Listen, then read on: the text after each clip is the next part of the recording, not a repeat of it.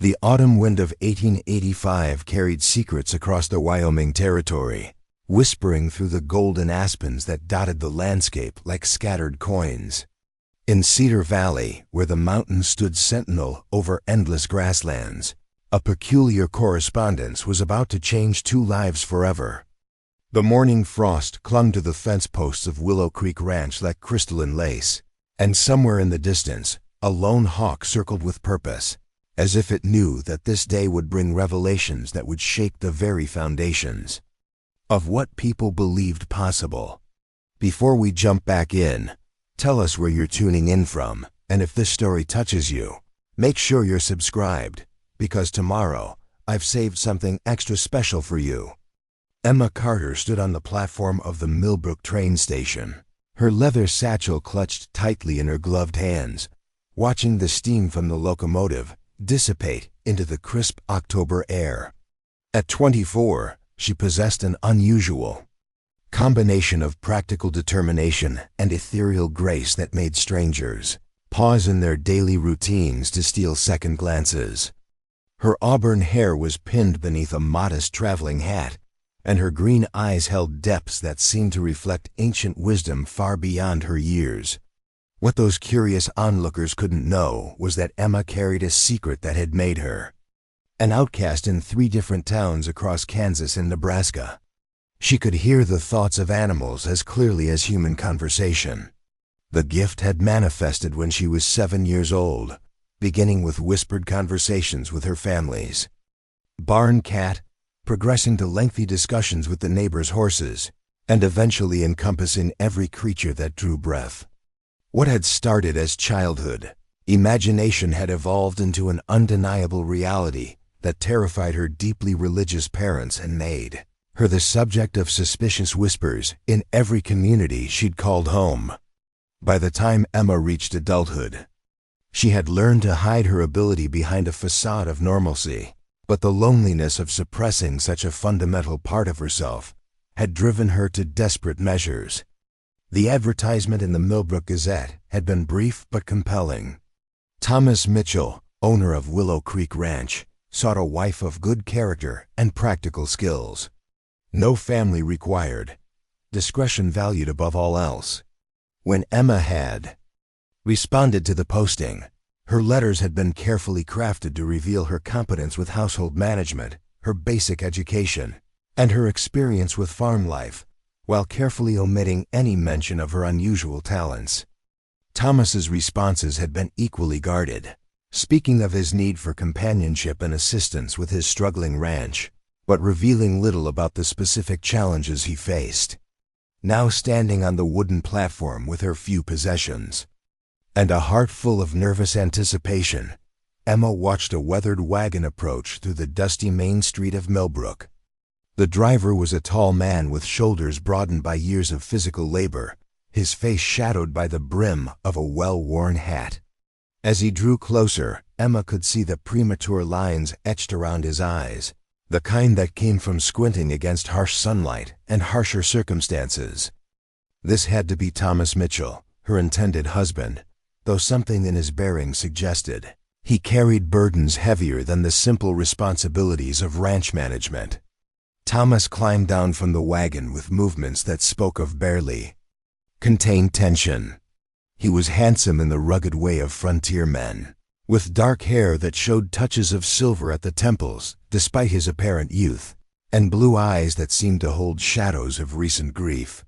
When he removed his hat in greeting, Emma noticed the careful way he studied her face, as if searching for some quality he desperately hoped to find, but feared might be absent.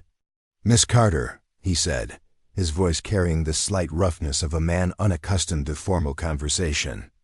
"I trust your journey was comfortable." Emma nodded, acutely aware that this awkward exchange would set the tone for their entire relationship. "The trip was long but manageable, Mr. Mitchell. I appreciate you meeting me personally." As Thomas loaded her modest luggage into the wagon bed, Emma became aware of an unusual disturbance in the animal consciousness that constantly hummed at the edges of her awareness. Something was wrong in this valley, something that made the local wildlife restless and fearful. She could sense the anxiety of horses in the nearby livery stable, the nervous chittering of squirrels in the oak trees, and most disturbing of all, a deep sadness emanating from the direction of what she assumed must be Willow Creek Ranch. The wagon ride through Cedar Valley revealed a landscape of breathtaking beauty marred by subtle signs of struggle. The grasslands that should have been thick with cattle showed patches of bare earth where hooves had worn away the vegetation. Fence lines sagged in places, and Emma noticed an unusual number of buzzards circling in the distance. Thomas drove in near silence, occasionally pointing out landmarks with the mechanical politeness of a man fulfilling social obligations, rather than sharing genuine enthusiasm for his home. "That's the Evans place," he said, gesturing toward a well-maintained farmhouse nestled in a grove of cottonwoods. "Martha Evans serves as the closest thing we have to a doctor in these parts. Treats both people and animals when the need arises."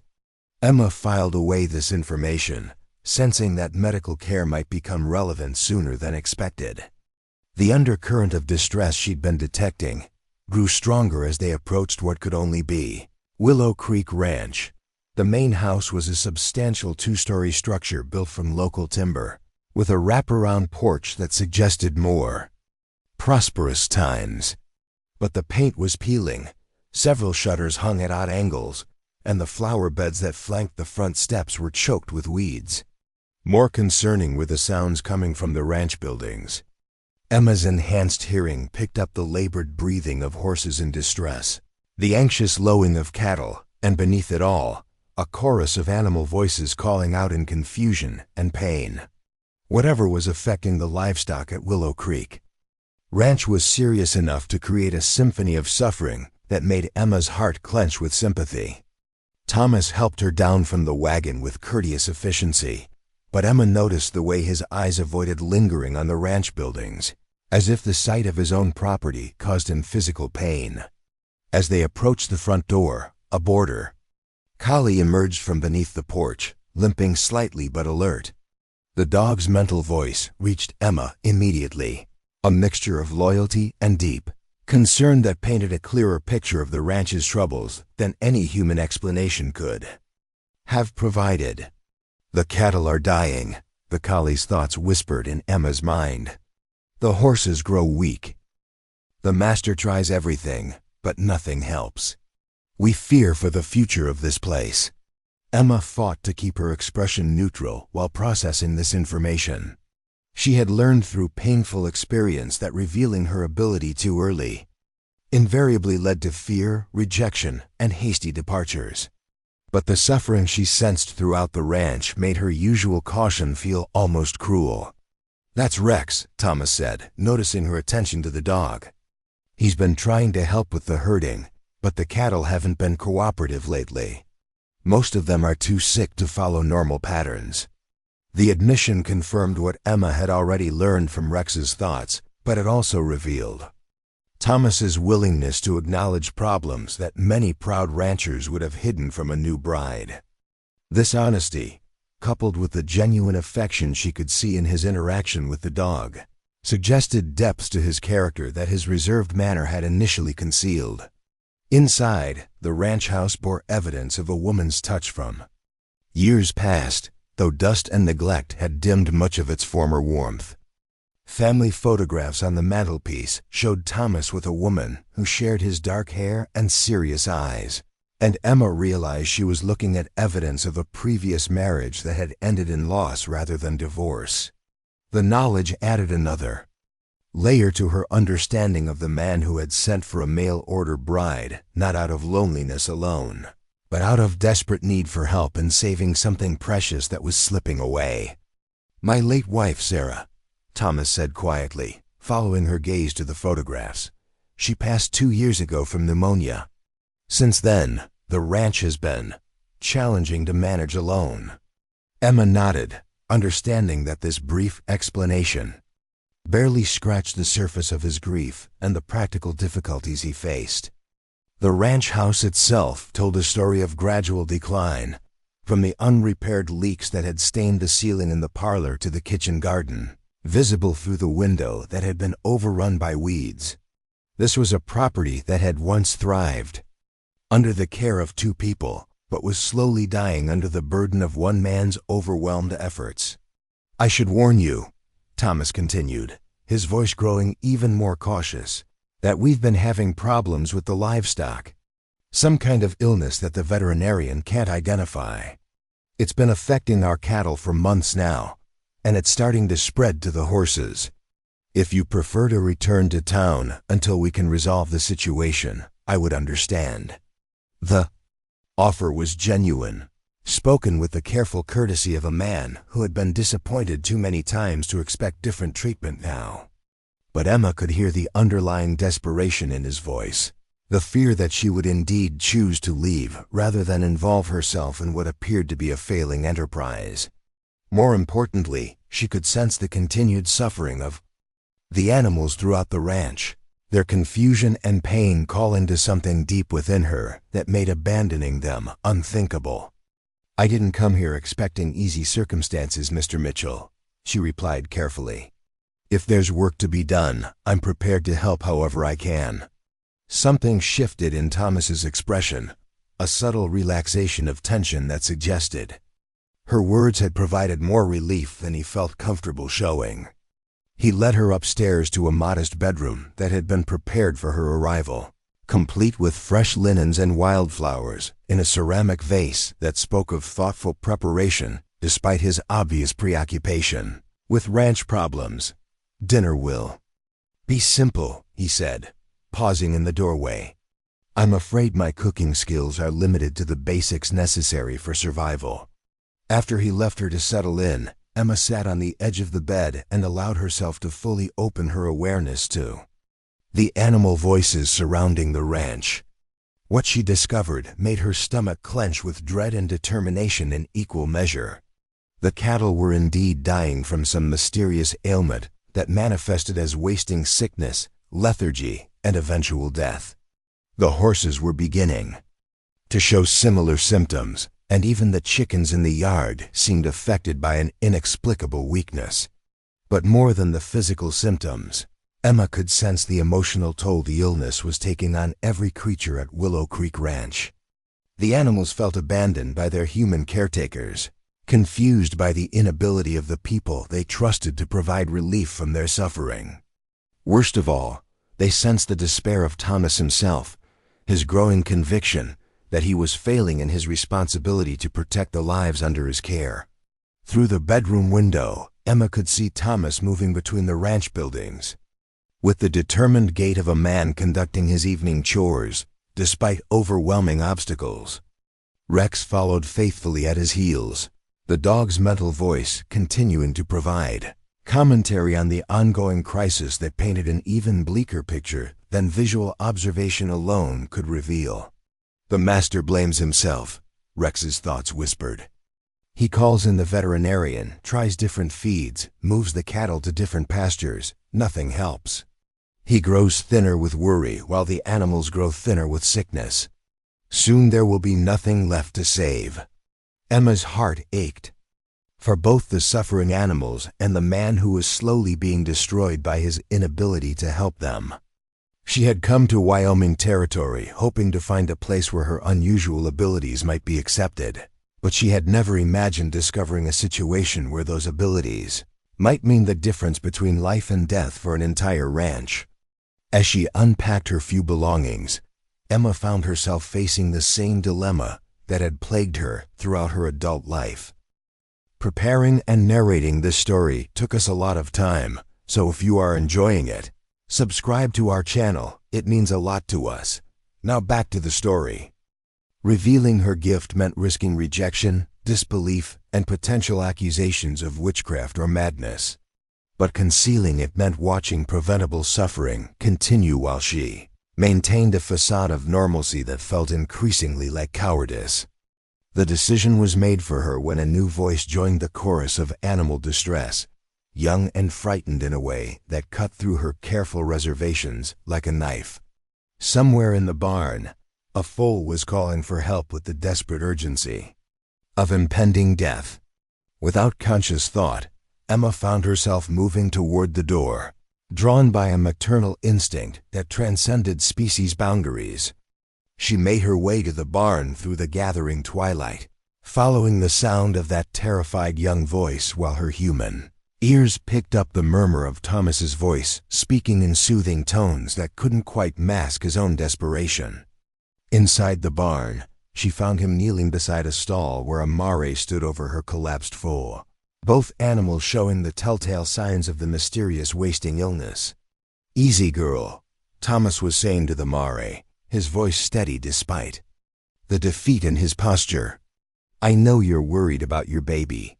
We're going to do everything we can." But Emma could hear what he couldn't. The mare's frantic mental voice, explaining that her foal had been healthy that morning, but the sickness had come on suddenly and was unlike anything she had experienced before.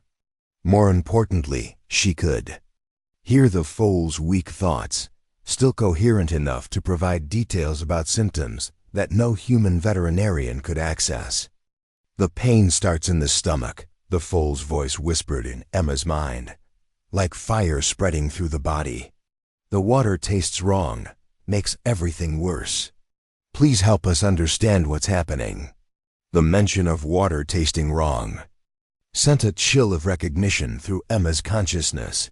She had encountered similar symptoms once before, in a case involving contaminated groundwater that had affected an entire farm in Nebraska. If her suspicions were correct, the mysterious illness plaguing Willow Creek Ranch might have a solution that no traditional veterinarian would think to investigate. Thomas looked up as Emma approached the stall, his face showing surprise mixed with embarrassment at being discovered in such a vulnerable moment. "I'm sorry you have to see this," he said, rising to his feet with obvious reluctance. "This isn't exactly the welcome I had planned for your first evening." Emma studied the sick animals with an intensity that made Thomas shift uncomfortably, as if he sensed that her examination was somehow more thorough than visual observation alone could account for. The foal's breathing was labored but not yet critical, and the mare showed signs of the same illness but in earlier stages.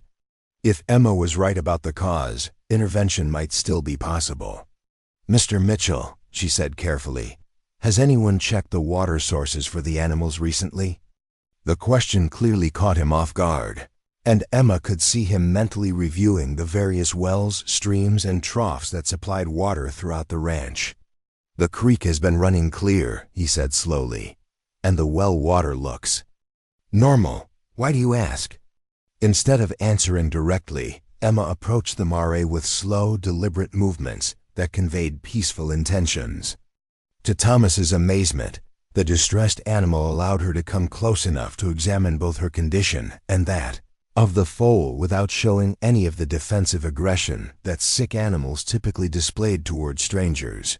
"Sometimes illness can affect how water tastes to animals," Emma said, improvising an explanation that contained enough truth to be believable without revealing the supernatural source of her knowledge. "If they're avoiding their usual water sources, they might be trying to tell us something important about the cause of their sickness." Thomas watched in fascination as Emma continued her examination, noting details that seemed to provide her with information invisible to his own experienced eye.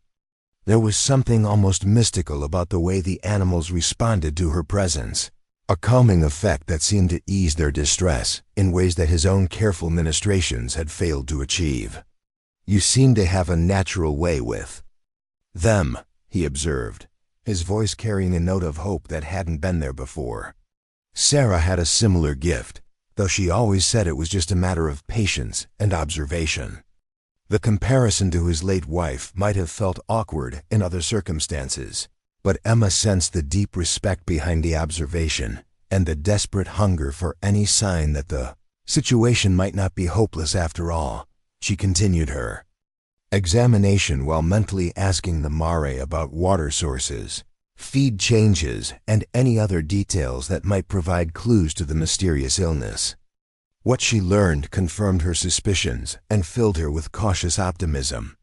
The animals had indeed noticed changes in the taste of water from certain sources, particularly the main watering trough near the barn that was fed by a pipe from the well.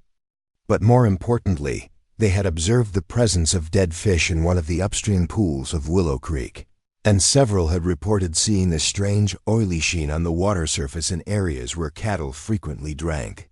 "Mr. Mitchell," Emma said, turning to face him with an expression of careful determination, "I think there might be contamination in one of your water sources. If we could check the areas where the cattle drink most frequently, particularly looking for any signs of mineral deposits, dead fish, or unusual discoloration." Thomas's face showed a mixture of skepticism and desperate hope as he processed her suggestion. "The veterinarian never mentioned checking water quality," he said slowly. "But then again, he's been focused on treating symptoms rather than identifying causes." Emma could sense his internal struggle between doubt and the desire to believe that such a simple explanation might be possible. She also recognized the moment as a crucial test of their developing relationship. If her theory proved correct, it would establish her value as a partner in saving the ranch. If she was wrong, it would mark her as another well-meaning but ultimately unhelpful addition to his collection of disappointments. "It might be worth investigating," she said carefully. "At the very least, it would eliminate one possibility and help narrow down other potential causes." Thomas nodded slowly, his expression showing the first genuine spark of hope she had seen since her arrival. "We can check the water sources tomorrow morning," he decided. "Tonight I'll move these two to a stall closer to the house where I can keep watch over them." As they worked together to make the sick animals more comfortable, Emma found herself increasingly impressed by Thomas's gentle competence and genuine care for the creatures under his protection. Despite his obvious exhaustion and discouragement, he handled both the mare and foal with a tenderness that spoke of deep respect for their suffering and determination to provide whatever comfort was possible. The physical proximity required by their shared task also gave Emma new insights into the man she had agreed to marry.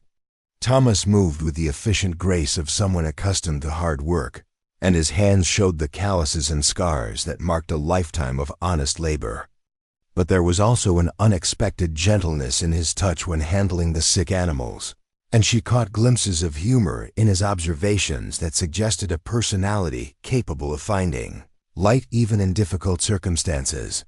Sarah used to say that animals were better judges of character than most people, Thomas mentioned as they finished settling the mare and foal in their new location. She claimed that if an animal trusted someone immediately, it meant they had a fundamentally good heart, regardless of their other qualities. Emma felt a flush of warmth at the implied compliment, particularly since it suggested that Thomas was beginning to see positive qualities in her beyond simple utility as a ranch helper.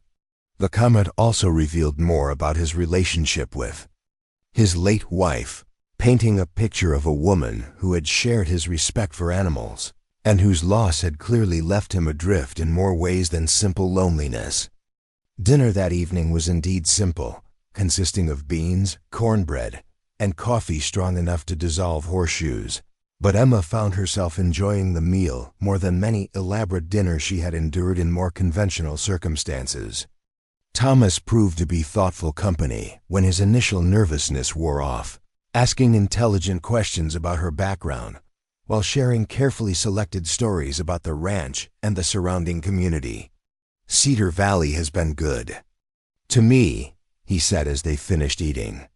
"The soil is rich, the grazing is excellent when we have adequate rainfall, and the neighbors are generally helpful when times get difficult. This illness with the livestock is the first real crisis we've faced that couldn't be solved through hard work and community cooperation."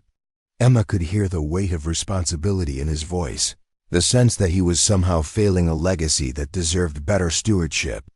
It occurred to her that Thomas viewed the ranch not just as a business enterprise, but as a trust passed down through generations, something precious that he was honor-bound to preserve and protect. "Tell me about the history of Willow Creek Ranch," she requested, sensing that understanding the property's past might provide insights into its current problems. Thomas's face lit up with obvious pride as he began, describing the ranch's establishment by his father following the Civil War, the gradual expansion of the operation, and the careful breeding program that had produced some of the finest cattle in Wyoming Territory. As he spoke, Emma began to understand that the current crisis represented not just financial hardship, but the potential destruction of everything his family had built over 2 decades of sacrifice and determination. "My father always said that good land would take care of you if you took care of it," Thomas concluded. "But lately, I've been wondering if I've somehow failed in that responsibility, if there's something I should have done differently to prevent this illness from taking hold." The pain in his voice made Emma's heart ache with sympathy and determination. Whatever was causing the livestock sickness, she was increasingly convinced that her unusual abilities might provide the key to solving it. The challenge would be finding a way to use those abilities without revealing their supernatural nature, at least until she could establish Thomas's trust and acceptance. As they prepared to retire for the evening, Thomas paused at the bottom of the staircase with an expression of careful vulnerability that revealed more about his emotional state than any direct confession could have achieved. "Miss Carter, I want you to know that I'm grateful for your willingness to stay despite the problems we're facing. Sarah always said that the true test of a partnership was how people handled crisis together, not how they enjoyed success." Emma felt a complex mixture of emotions at his words: recognition that she was being measured against the memory of a beloved wife, gratitude for his honesty about the challenges ahead, and determination to prove worthy of the trust he was cautiously beginning to place in her. "Mr. Mitchell, I came here looking for a life that would allow me to be useful in ways that mattered. Helping solve this problem would accomplish exactly that." After they separated for the night, Emma lay in her unfamiliar bed listening to the night sounds of a ranch in crisis. Through her open window came the restless movement of sick cattle, the worried nickering of horses, and the concerned barking of ranch dogs who sensed their humans' distress. But underneath the symphony of suffering, she could also detect notes of hope beginning to emerge as word spread through the animal community that someone had finally arrived who might be able to understand their messages. "She hears us," Rex's thoughts whispered from somewhere near the house. "The new human female hears our voices. Perhaps salvation comes at last to Willow Creek Ranch."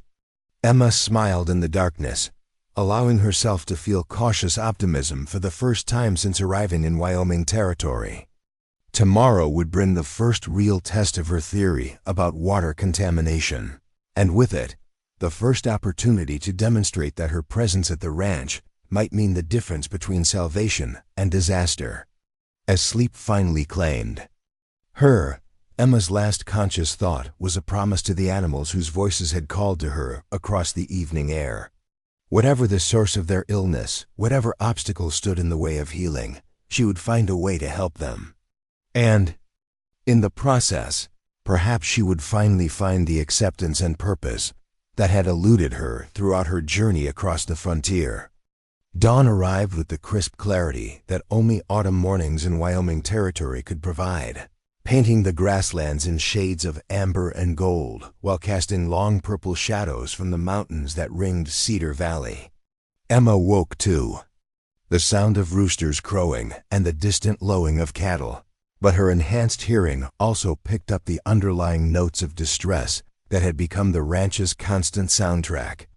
Through her bedroom window, she could see Thomas already moving between the outbuildings, his shoulders set with the determined resignation of a man beginning another day of fighting an invisible enemy. She dressed quickly in practical clothing, suitable for outdoor work, having learned through experience that frontier life demanded functionality over fashion. As she made her way downstairs, the mingled aromas of coffee and bacon greeted her, along with the sight of Thomas standing at the kitchen stove with the focused concentration of someone attempting to master domestic skills through sheer determination, rather than natural talent. "Good morning," he said, glancing up from the pan with a slight flush of embarrassment. "I hope you slept well despite the circumstances. I thought we might start the day with a substantial breakfast before investigating those water sources you mentioned." Emma appreciated both his thoughtfulness and his willingness to pursue her theory despite obvious skepticism about its likelihood of success. The bacon was slightly overdone, and the coffee could have dissolved paint, but the effort behind the gesture spoke to a considerate nature that had been carefully hidden beneath layers of grief and disappointment. "Thank you for taking my suggestion seriously," she said, settling at the kitchen table while steam rose from her cup. "I know it must seem unlikely that something so simple could explain such a complex problem." Thomas sat across from her with his own breakfast, his movements showing the stiffness of someone who had spent too many nights sleeping in barn stalls beside sick animals. "At this point, I'm willing to consider any possibility that might help. The veterinarian has tried everything he can think of, and we're losing at least one animal every few days. If the pattern continues, I'll have no livestock left by Christmas." The stark assessment sent a chill through Emma's consciousness, particularly when she considered the financial implications for a ranch that depended entirely on its cattle and horses for survival. But more than the economic consequences, she could sense the emotional toll that each death took on Thomas, the accumulating weight of responsibility and failure that was slowly crushing his spirit.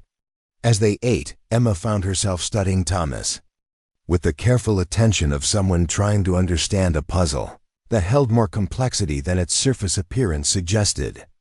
He moved with the economical grace of a man accustomed to physical labor, but there were moments when his hands would pause in their tasks, as if distracted by thoughts that pulled his attention away from immediate concerns. His eyes held depths that spoke of experiences beyond simple ranch management, and she wondered what other challenges had shaped the careful reserve he maintained even in casual conversation.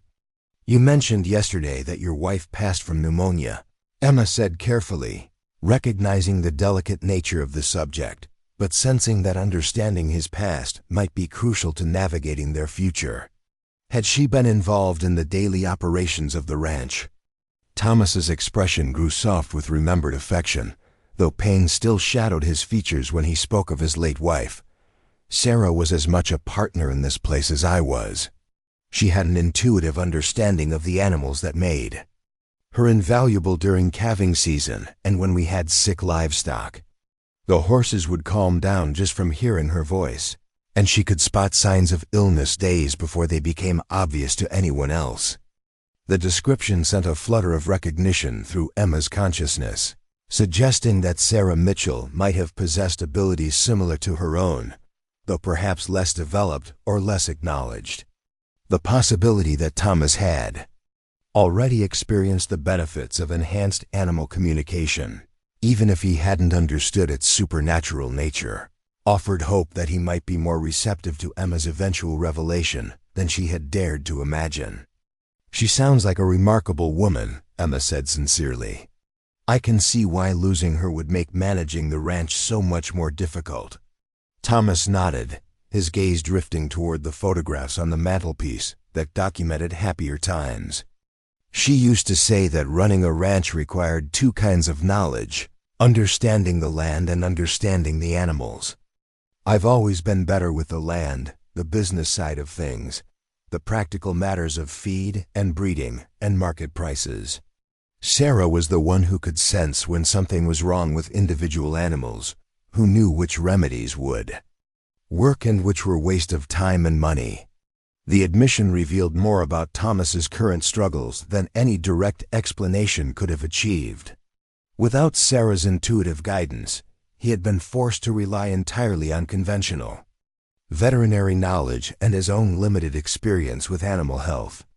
No wonder the mysterious illness had proven so resistant to treatment when its very nature defied traditional diagnostic methods. After breakfast, Thomas led Emma on a comprehensive tour of the ranch's water sources, beginning with the main well that supplied the house and several nearby troughs. The water appeared clear and tasted normal to human senses, But Emma could detect subtle wrongness that her enhanced awareness picked up from the animals' descriptions. As they moved from location to location, she found herself building a mental map of the ranch's water system while simultaneously gathering information from every creature they encountered. The border collie Rex had appointed himself as their guide, trotting ahead to lead them to each watering point while providing a running commentary that only Emma could hear. His observations proved invaluable in identifying which sources the animals had been avoiding and which they continued to use despite obvious reluctance. The cattle stopped drinking from the big trough 3 weeks ago, Rex's thoughts explained as they approached the main watering facility near the barn. They act thirsty but turn away when they smell the water. The horses drink, but not as much as they should. All the animals know something is wrong, but the humans cannot hear our warnings. Emma studied the large wooden trough that served as the primary watering point for most of the ranch's livestock. To casual observation, it appeared normal, but her enhanced senses detected an acrid undertone that spoke of mineral contamination. More telling was the behavior of several cattle that approached the trough with obvious thirst, only to back away after sniffing the water's surface. "Look at how they're reacting," Emma said, drawing Thomas's attention to the cattle's behavior. "They're clearly thirsty, but something about this particular water source is making them reluctant to drink." Thomas frowned as he observed the pattern Emma had pointed out, his analytical mind beginning to process information that his grief and exhaustion had previously prevented him from noticing. "I've been so focused on treating the symptoms that I never paid attention to their drinking habits," he admitted. "But you're right, they do seem to be avoiding this trough more than others." Emma knelt beside the trough and carefully examined the water, noting the faint iridescent sheen on the surface that suggested the presence of petroleum-based contamination. The discovery sent excitement coursing through her consciousness, particularly when she considered the implications for treating the mysterious illness that had been devastating the ranch's livestock. "Mr. Mitchell," she said, her voice carefully controlled to hide her growing excitement, "I think we may have found our answer. This water shows signs of contamination that could easily cause the symptoms you've been observing in your animals." Thomas joined her beside the trough, squinting at the water's surface until he too could see the telltale signs that Emma had immediately recognized. "Good Lord," he breathed, his voice filled with a mixture of relief and self-recrimination. "How could I have missed something so obvious?" Emma could sense the complex emotions warring within him: gratitude for the potential solution, anger at himself for overlooking such a basic possibility, and fear that the contamination might have already caused irreversible damage to his livestock. She also detected a growing respect for her observational skills that went beyond simple appreciation into something approaching awe. "Contamination can be subtle," she said, offering reassurance while carefully avoiding any mention of the supernatural insights that had guided her investigation. "And when you're dealing with a crisis, it's easy to focus on treating symptoms rather than investigating causes." They traced the water system back to its source, following the pipe that fed the contaminated trough to a point where it intersected with a natural spring that bubbled up from underground limestone formations. What they discovered there confirmed Emma's suspicions and provided a clear explanation for the ranch's troubles. Sometime in the recent past, possibly during the heavy rains of late summer, runoff from an abandoned mining operation in the hills above the ranch had contaminated the spring with a mixture of petroleum residue and metallic compounds that made the water toxic to livestock. The contamination was subtle enough to escape casual notice, but concentrated enough to cause serious illness in animals that depended on the spring for their primary water source.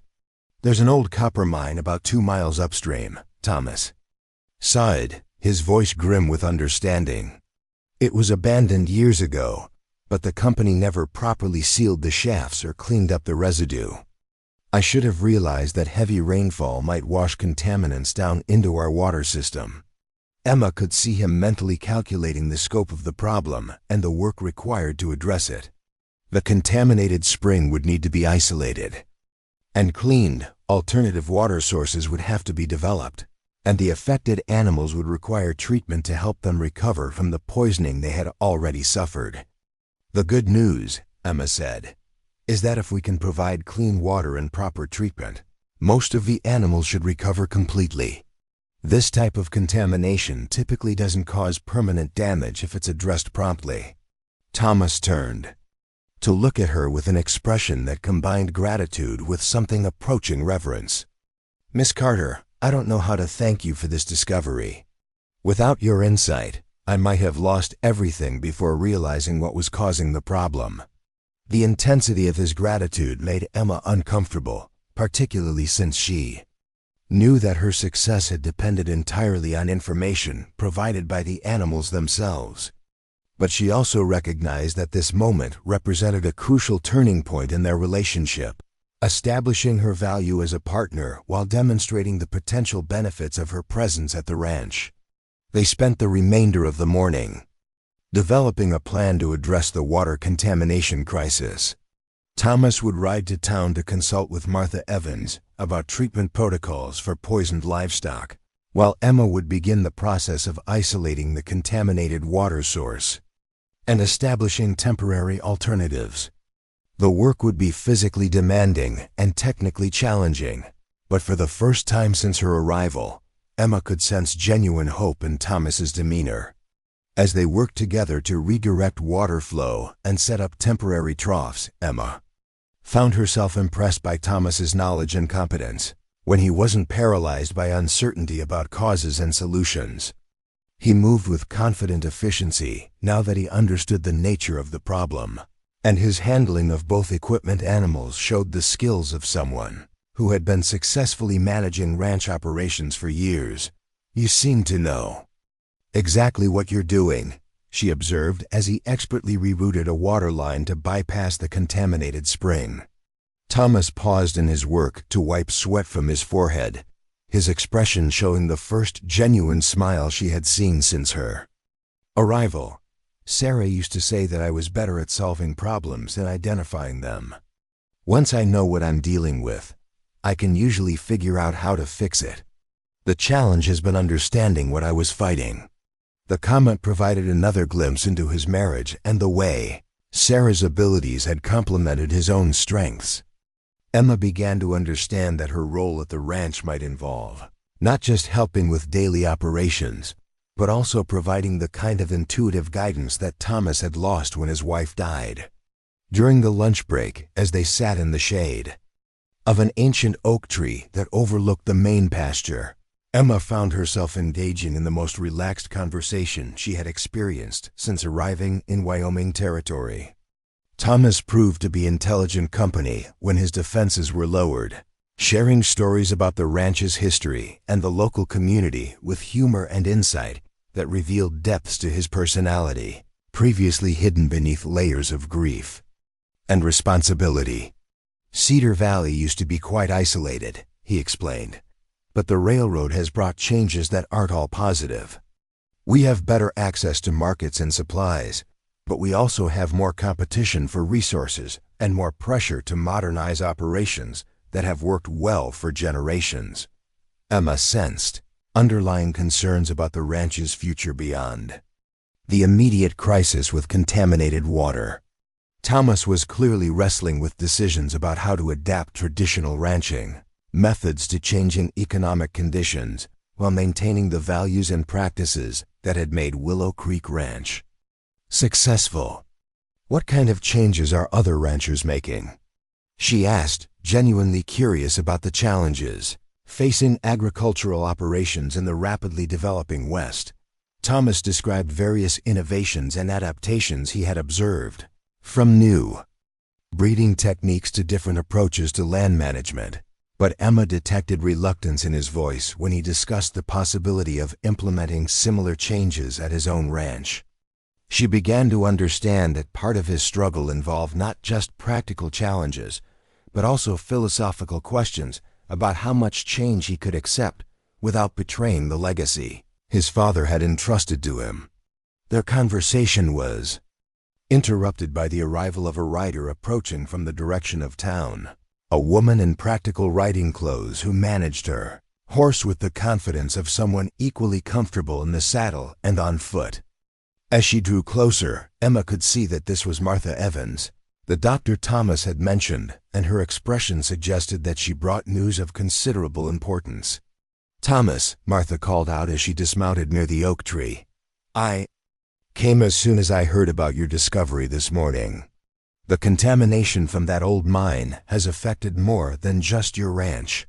Martha Evans proved to be a woman in her 40s with graying hair pulled back in a practical bun and eyes that held the steady competence of someone accustomed to dealing with medical emergencies under frontier conditions.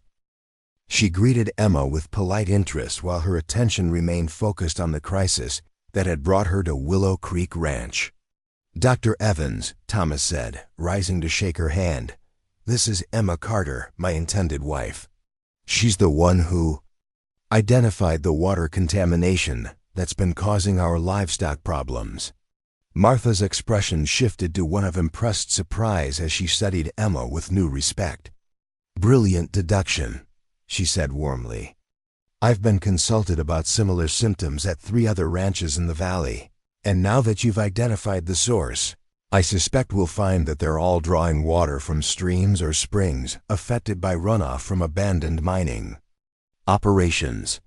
The revelation that the contamination problem extended beyond Willow Creek Ranch added new dimensions to Emma's discovery.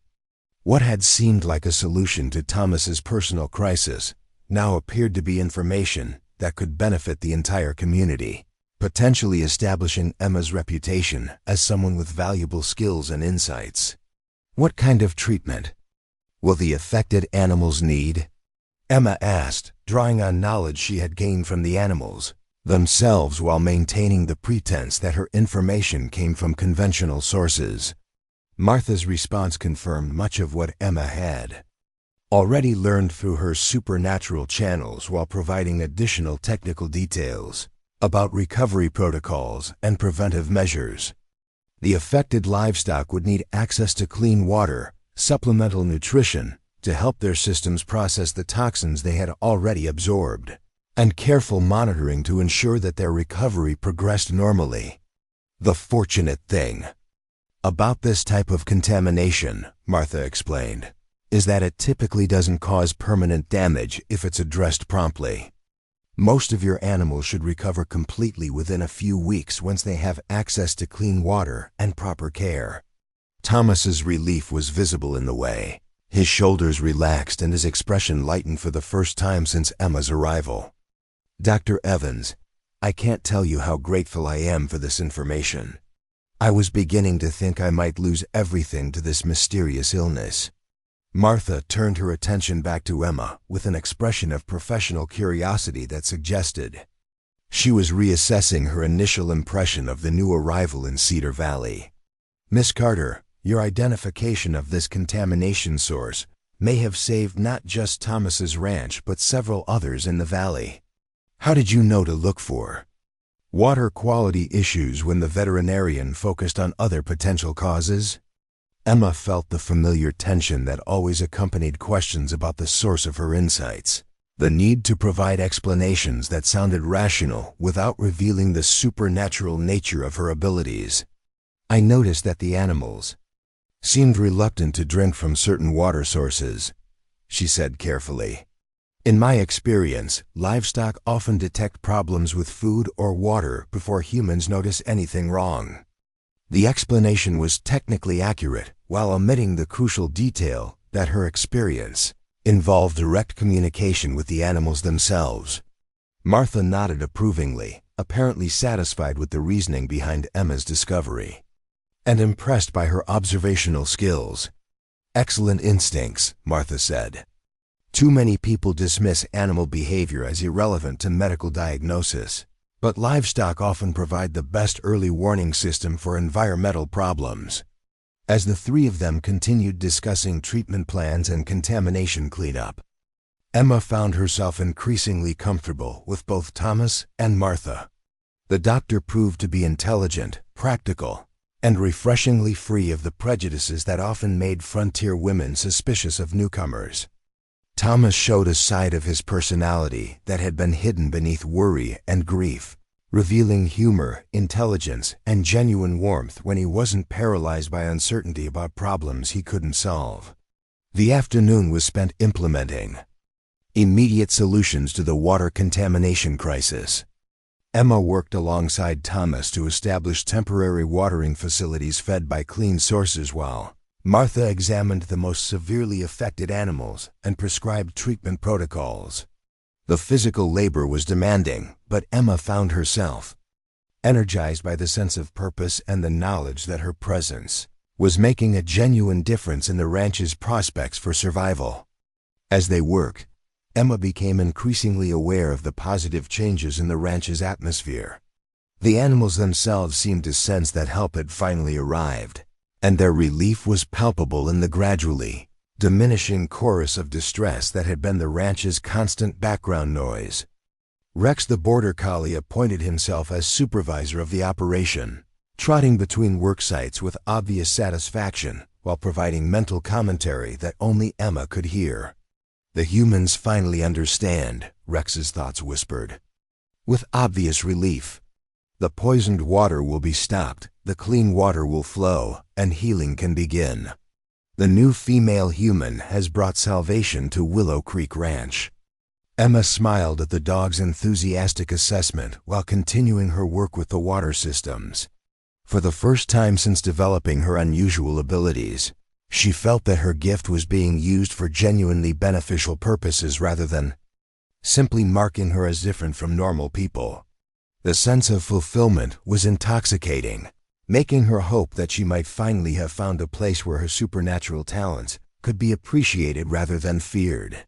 By evening, the immediate crisis had been addressed through the installation of temporary clean water sources and the isolation of contaminated areas.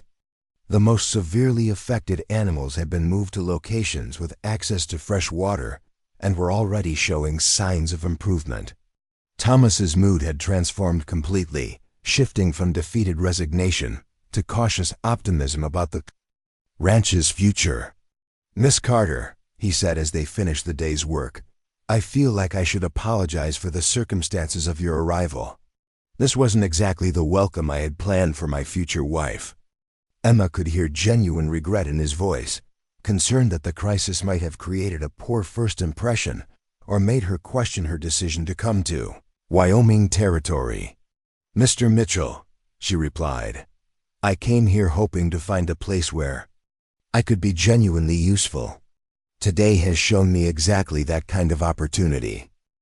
Thomas's expression showed surprise mixed with gratitude, as if he hadn't expected her to view the ranch's problems as opportunities rather than obstacles.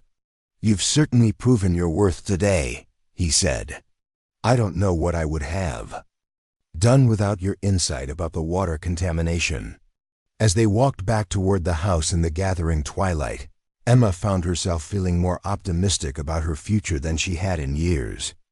The day's success had established her value as a partner while demonstrating that her unusual abilities could be used to solve real problems, without necessarily revealing their supernatural nature. More importantly, she was beginning to sense that Thomas might be the kind of man who could eventually accept her gift without fear or rejection. The evening meal was a celebration of sorts, with Thomas cooking with obvious enthusiasm rather than grim necessity. He had even opened a bottle of wine that had been saved for special occasions, explaining that the day's breakthrough definitely qualified as worthy of commemoration. "To problem-solving partnerships," he said, raising his glass in a toast that made Emma's heart flutter with unexpected warmth. "To new beginnings," she replied, clinking her glass against his while meeting his eyes with courage she hadn't felt since leaving Kansas.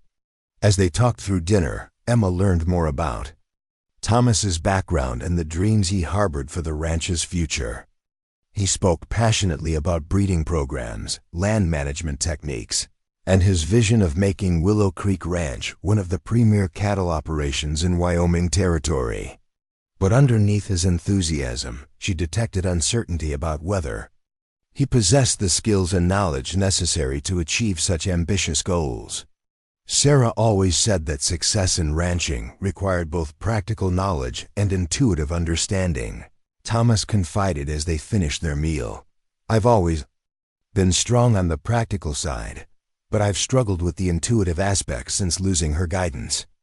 Emma sensed an opening for deeper conversation about the role she might play in the ranch's future, but she also recognized the delicate nature of discussing her potential contribution without revealing the supernatural source of her insights. "Perhaps what you need isn't someone to replace your wife's abilities," she said carefully, "but someone who can complement your existing strengths with different kinds of knowledge and observation." Thomas studied her face with growing interest, clearly intrigued by the possibility that their partnership might involve more than simple domestic assistance. "You certainly demonstrated valuable observational skills today," he acknowledged. "I'm beginning to think that your presence here might benefit the ranch in ways I hadn't originally considered." The comment filled Emma with hope while also creating pressure to prove that her contributions could be sustained over time rather than representing a fortunate accident. She was beginning to understand that earning Thomas's trust and respect would require careful balance between demonstrating her abilities and maintaining the secrecy that protected her from accusations of witchcraft or madness. As they prepared to retire for the evening, Thomas paused at the foot of the stairs, with an expression that suggested he was wrestling with thoughts too complex for simple expression. "Miss Carter," he said finally, "I want you to know that today has given me more hope for the future than I've felt since Sarah's death. I'm grateful not just for your help with the water contamination, but for the reminder that partnership can involve different kinds of strength working together toward common goals."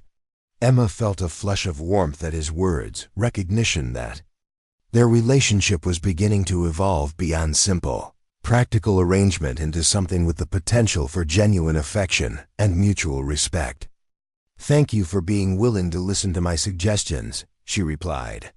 "I'm looking forward to learning more about the ranch and finding other ways to contribute to its success."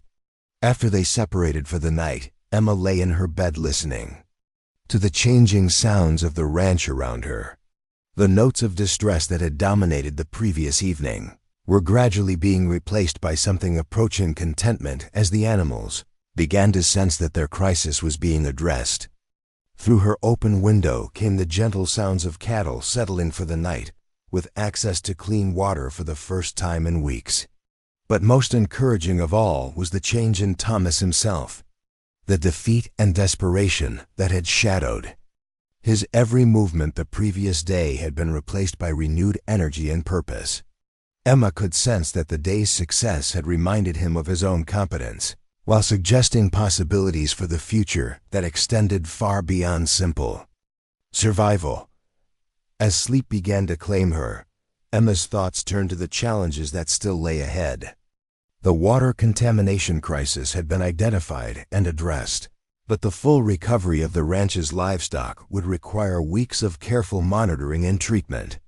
More importantly, she would need to find ways to continue contributing to the ranch's success without revealing the supernatural source of her insights. But for the first time since leaving Kansas, Emma felt genuine optimism about her future.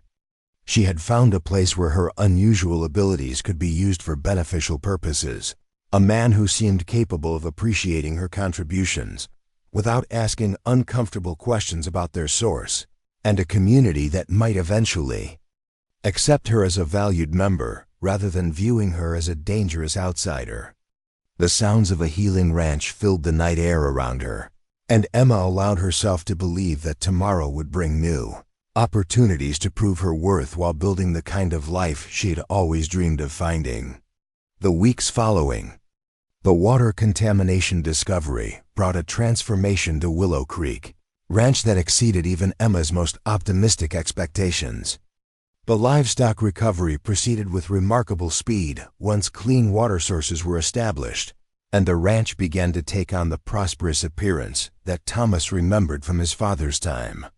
But with success came new challenges that would test both Emma's abilities and the growing bond between her and Thomas in ways neither had anticipated. The first sign of trouble arrived on a crisp November morning in the form of Frank Dalton, owner of the neighboring Diamond D Ranch, and a man whose reputation for ruthless business practices was well known throughout Cedar Valley. Emma watched from the kitchen window as Dalton rode up to the house with two hired men flanking him like guards, their presence clearly intended to intimidate rather than reassure. Thomas emerged from the barn to greet the visitors, but Emma could see the tension in his shoulders and the careful way he positioned himself between Dalton and the ranch buildings. Through her enhanced hearing, she picked up fragments of their conversation that made her stomach clench with apprehension. "Mighty fine turnaround you've had here, Mitchell," Dalton was saying, his voice carrying the false joviality of a predator. "Circling wounded prey. Word is you solved that livestock problem that was plaguing the valley. Quite impressive for someone who was ready to sell out just a few weeks ago." Thomas's response was carefully measured, but Emma could detect the underlying wariness in his tone. "We identified the source of the contamination and addressed it. The animals are recovering well." Dalton dismounted from his horse with deliberate slowness, his movements calculated to demonstrate his comfort on Thomas's property. He was a big man with the kind of presence that filled spaces and demanded attention, but Emma sensed something predatory in his manner that made her instinctively protective of both Thomas and the ranch they were working to rebuild. "That's what I find so interesting," Dalton continued, walking closer to Thomas with obvious disregard for personal space. "See, I've been having similar problems with my water sources, and my veterinarian can't seem to figure out what yours did. Makes a man wonder if maybe you had some special insight that the rest of us are missing." Emma felt a chill of recognition at the implications behind Dalton's words. If other ranches were still struggling with contamination issues while Willow Creek Ranch had recovered completely, it would inevitably raise questions about how Thomas had achieved such dramatic success. The attention was exactly what Emma had hoped to avoid, and she realized that her supernatural abilities might have solved one problem only to create another. Through the window, she watched Thomas maintain his composure while clearly struggling with how much information to share. "We got lucky and found the source of our contamination early enough to address it before permanent damage was done. I'd be happy to share what we learned if it would help other ranchers in the valley." Dalton's smile held no warmth as he studied Thomas with calculating eyes. "Oh, I'm sure you would. But see, that raises another interesting question. Word around town is that this breakthrough came right after your mail-order bride arrived. Quite a coincidence, wouldn't you say?" The direct reference to Emma sent ice through her veins, particularly when she realized that her role in solving the water crisis had apparently become common knowledge throughout the community. She had been so focused on helping Thomas that she hadn't considered how her success might appear to outsiders who had no explanation for her unusual insights. "My wife has good observational skills," Thomas said carefully, and Emma noticed that. He had referred to her as his wife despite the fact that they hadn't yet formalized their marriage. The protective gesture warmed her heart even as the situation continued to deteriorate. Dalton laughed, the sound harsh in the morning air. "Observational skills, that's what we're calling it now. Because I've got to tell you, Mitchell, the way I hear it, your little bride took one look at your operation and immediately identified problems that had stumped professional veterinarians for months. That's either the most remarkable luck in the history of ranching, or there's something you're not telling us about how she came by that information." Emma could see Thomas struggling with how to respond to accusations that came uncomfortably close to the truth. She also realized that Dalton's visit represented more than simple curiosity about successful problem-solving techniques. The man's body language and tone suggested someone laying groundwork for future challenges to Thomas's prosperity. "Frank," Thomas said, his voice taking on a harder edge, "I appreciate your interest in our success, but I'm not sure what you're really after here."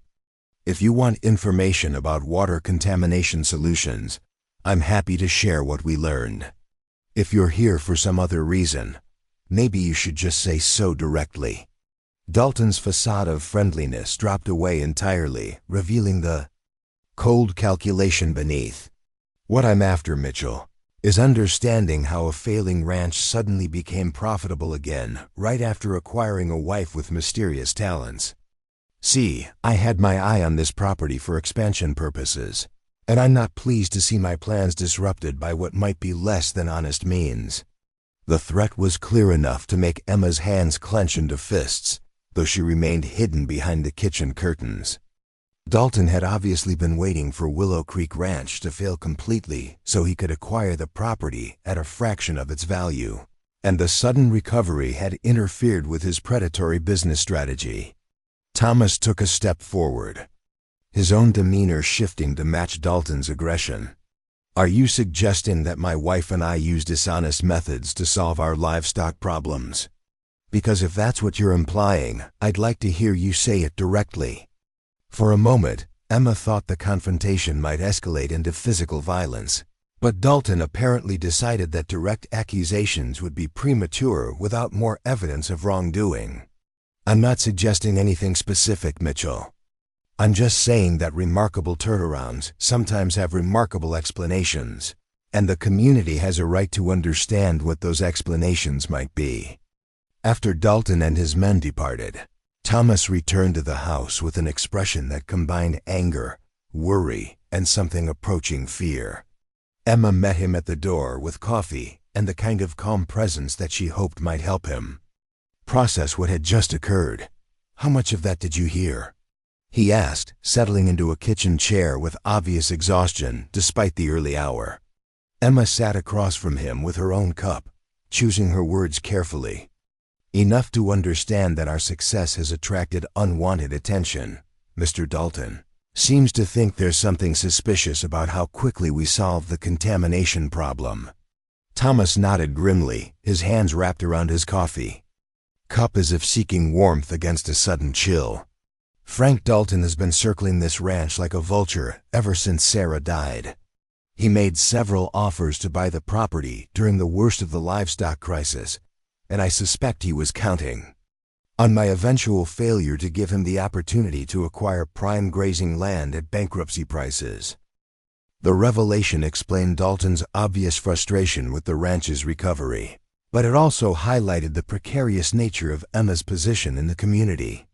If her role in solving the water crisis continued to attract scrutiny, it might eventually lead to questions she couldn't answer without revealing her supernatural abilities.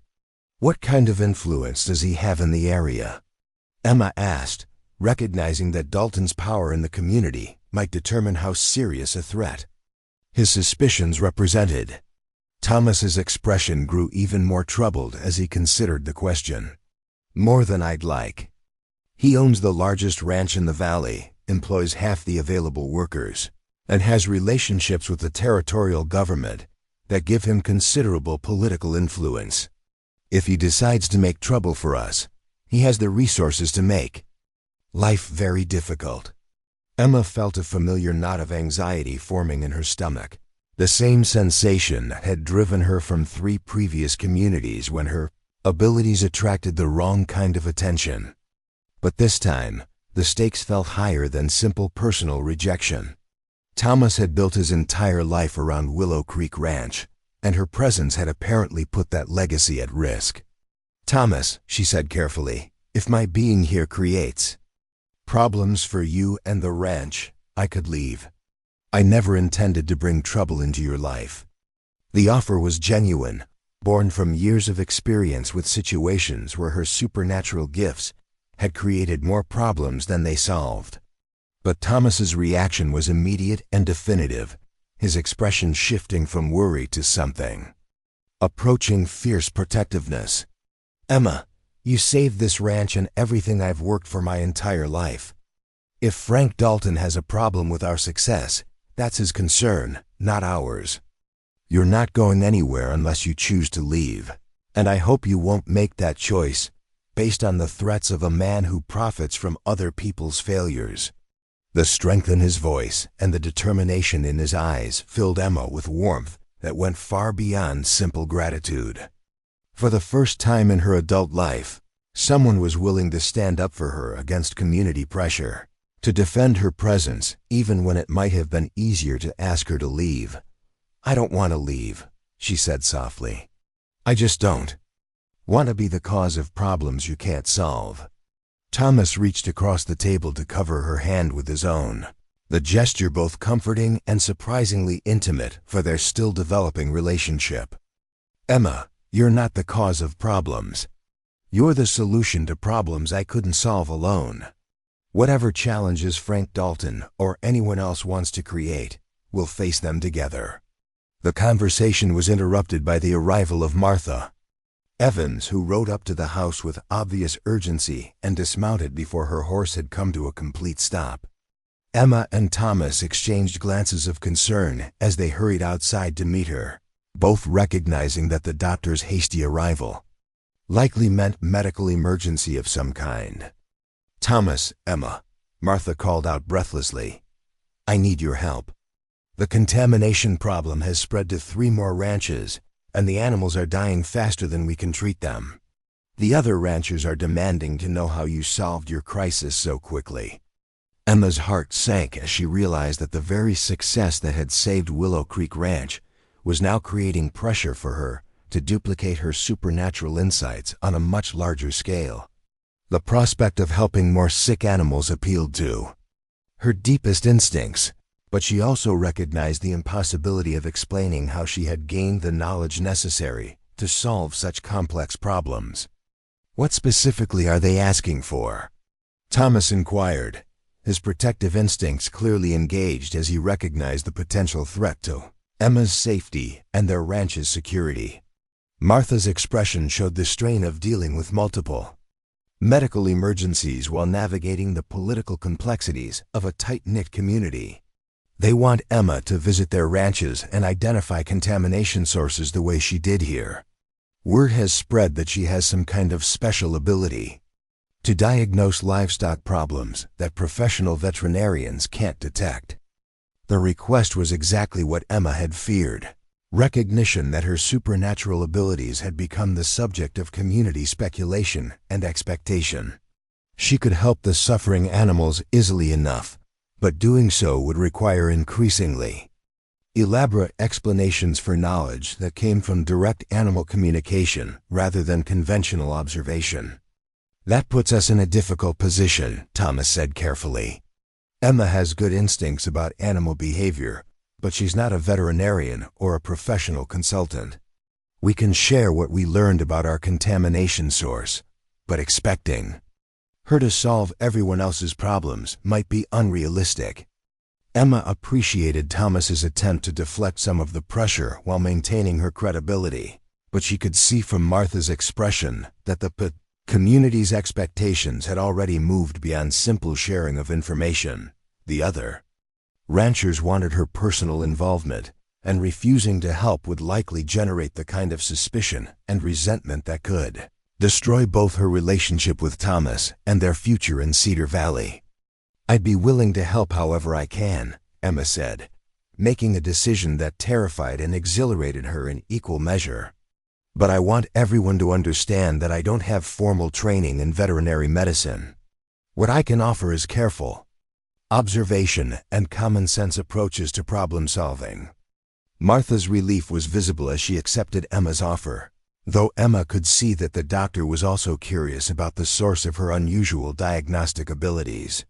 "Emma, I've been practicing medicine for 20 years, and I've rarely seen someone identify problems as quickly and accurately as you did with the water contamination.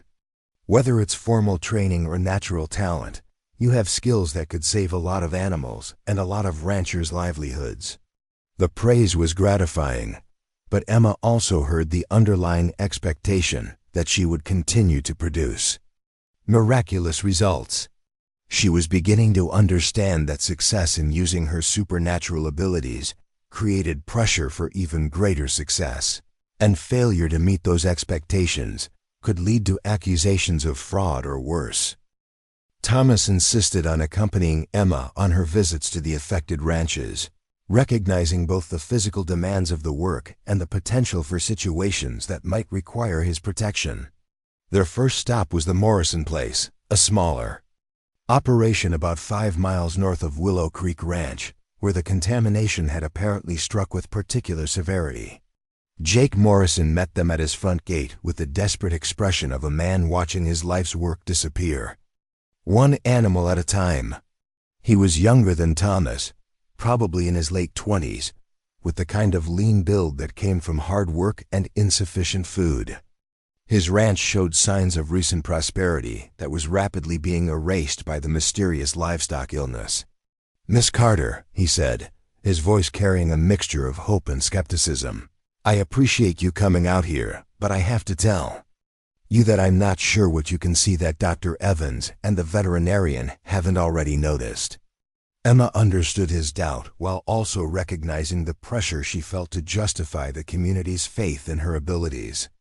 As they walked toward the ranch buildings, she opened her enhanced awareness to the animal voices around the property, immediately detecting the same pattern of distress and confusion that had characterized the crisis at Willow Creek Ranch. But this situation was more complex than simple water contamination. While the Morrison Ranch did show signs of problems with certain water sources, Emma's supernatural hearing picked up additional concerns from the livestock that suggested multiple causes for their illness. The animals were reporting not just problems with water taste, but also issues with feed quality and the presence of predators that were adding stress to already compromised immune systems. "Mr. Morrison," Emma said carefully, "when did you first notice signs of illness in your animals? Was it a gradual onset, or did it appear suddenly?" Morrison's description of the timeline revealed that his ranch's problems had begun several weeks before the water contamination crisis, suggesting that multiple factors were contributing to the livestock deaths. Emma found herself piecing together a more complex puzzle than the straightforward poisoning case that had affected Willow Creek Ranch. As they examined the ranch's water sources, Emma used the same techniques that had proven successful at Thomas's property, but she also listened carefully to the mental voices of Morrison's cattle and horses. What she learned painted a picture of cascading problems that would require more comprehensive solutions than simple water source isolation. "The new hay makes us feel strange," reported a young bull whose thoughts reached Emma with unusual clarity. "Not poisoned like the water, but wrong somehow. And the wolves have been closer lately, making us nervous when we should be resting." Emma realized that Morrison's ranch was dealing with contaminated feed in addition to water problems, and the stress of increased predator activity was weakening the animal's ability to recover from other health challenges. Solving the crisis would require addressing multiple issues simultaneously, a task that would strain her ability to explain her insights through conventional means. "Mr. Morrison," she said, "I think you might be dealing with more than just water contamination. Have you made any changes to your feed sources recently? And have you noticed increased predator activity around your livestock?" Morrison's expression showed surprise at the specificity of her questions, particularly since neither issue had been mentioned during their initial conversation. "Now that you mention it, I did switch hay suppliers about a month ago when my usual source had crop problems, and we have been seeing more wolf sign around the property lately." Emma felt the familiar mixture of satisfaction and anxiety that came with successfully using her supernatural abilities while maintaining the pretense of conventional observation. Morrison's confirmation validated her animal-derived information, but it also reinforced the community's growing belief that she possessed almost magical diagnostic powers. Thomas stepped in to help explain her insights in terms that sounded plausible to skeptical ears. "Emma has a talent for noticing patterns that connect seemingly unrelated problems. It's possible that stress from predator pressure combined with feed quality issues could make your animals more susceptible to water contamination effects." The explanation was technically accurate while avoiding any reference to supernatural abilities, and Morrison seemed to accept it as reasonable. But Emma could see growing curiosity in his expression, the same look she had learned to recognize in people who were beginning to suspect that her insights came from sources beyond normal human observation. They spent the rest of the day implementing solutions that addressed all three problems affecting Morrison's livestock. The contaminated water source was isolated and replaced with clean alternatives. The questionable hay was tested and replaced with feed from more reliable suppliers. And plans were made to improve predator deterrence around the ranch's most vulnerable areas. By evening, Morrison's animals were already showing signs of improvement, though full recovery would clearly take several weeks. More importantly, from Emma's perspective, the successful intervention had been accomplished without revealing her supernatural abilities, though she was becoming increasingly concerned about the sustainability of such deception. "Miss Carter," Morrison said as they prepared to leave, "I don't know how you figured out what was wrong here, but you've probably saved my ranch. If there's ever anything I can do to repay you, just ask." The gratitude was genuine and touching. But Emma also heard undertones that suggested Morrison would be sharing the story of her remarkable diagnostic abilities throughout the community. Each success created more pressure for future miracles, and she was beginning to understand that her supernatural gifts might eventually become more burden than blessing.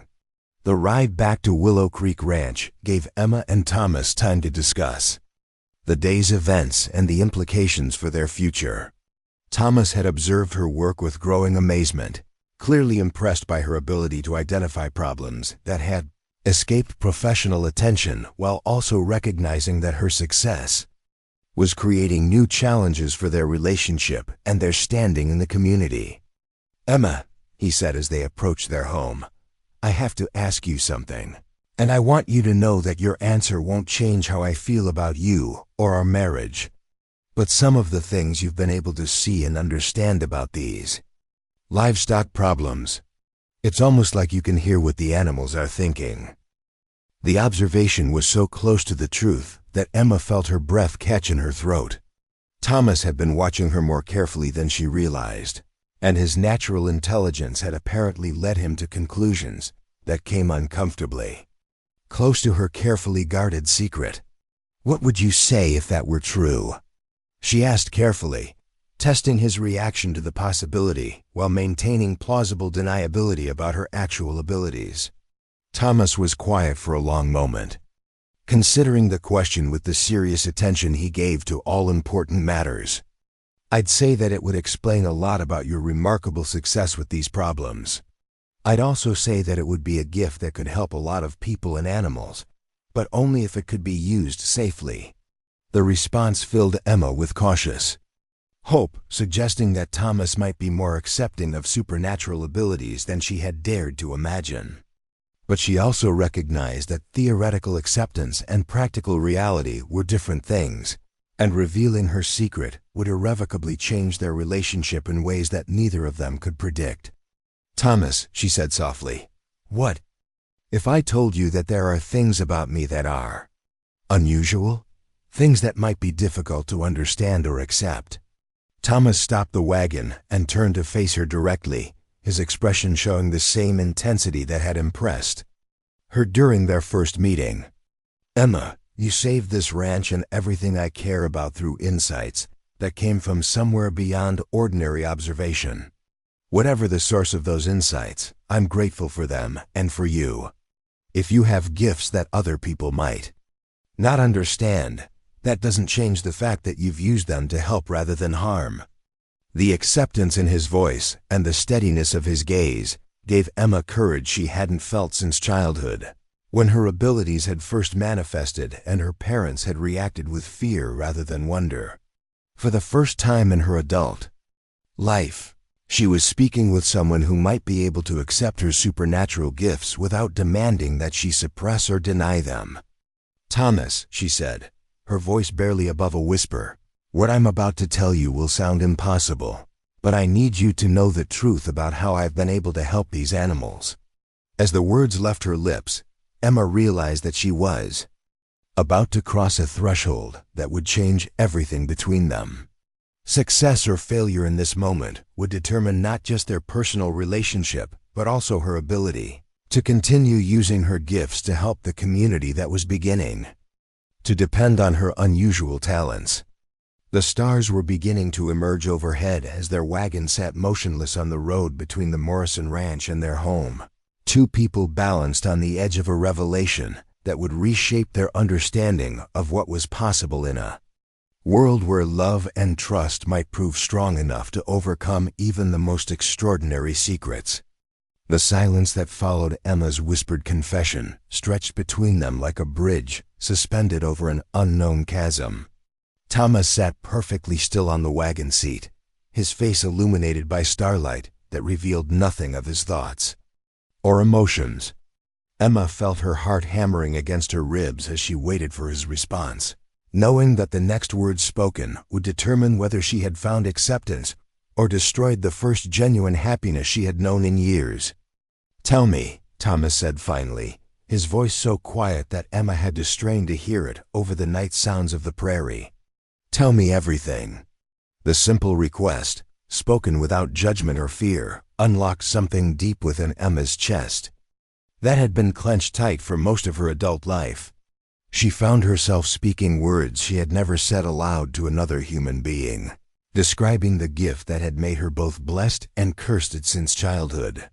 "I can hear their thoughts," she said, her voice growing stronger as she continued. "Not like human conversation, but their feelings, their fears, their pain. When an animal is sick or hurt or frightened, they tell me what's wrong in ways that go beyond what any doctor or veterinarian could observe. That's how I knew about the water contamination, how I understood what was affecting Morrison's livestock. They told me directly."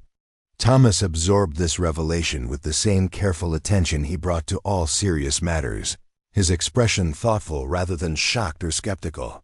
"How long have you had this ability?" he asked. Emma told him about her childhood discovery of the gift, about her parents' fear and the succession of communities that had rejected her when her abilities became known. She described the loneliness of suppressing such a fundamental part of herself, and the desperate hope that had driven her to respond to his advertisement for a mail-order bride.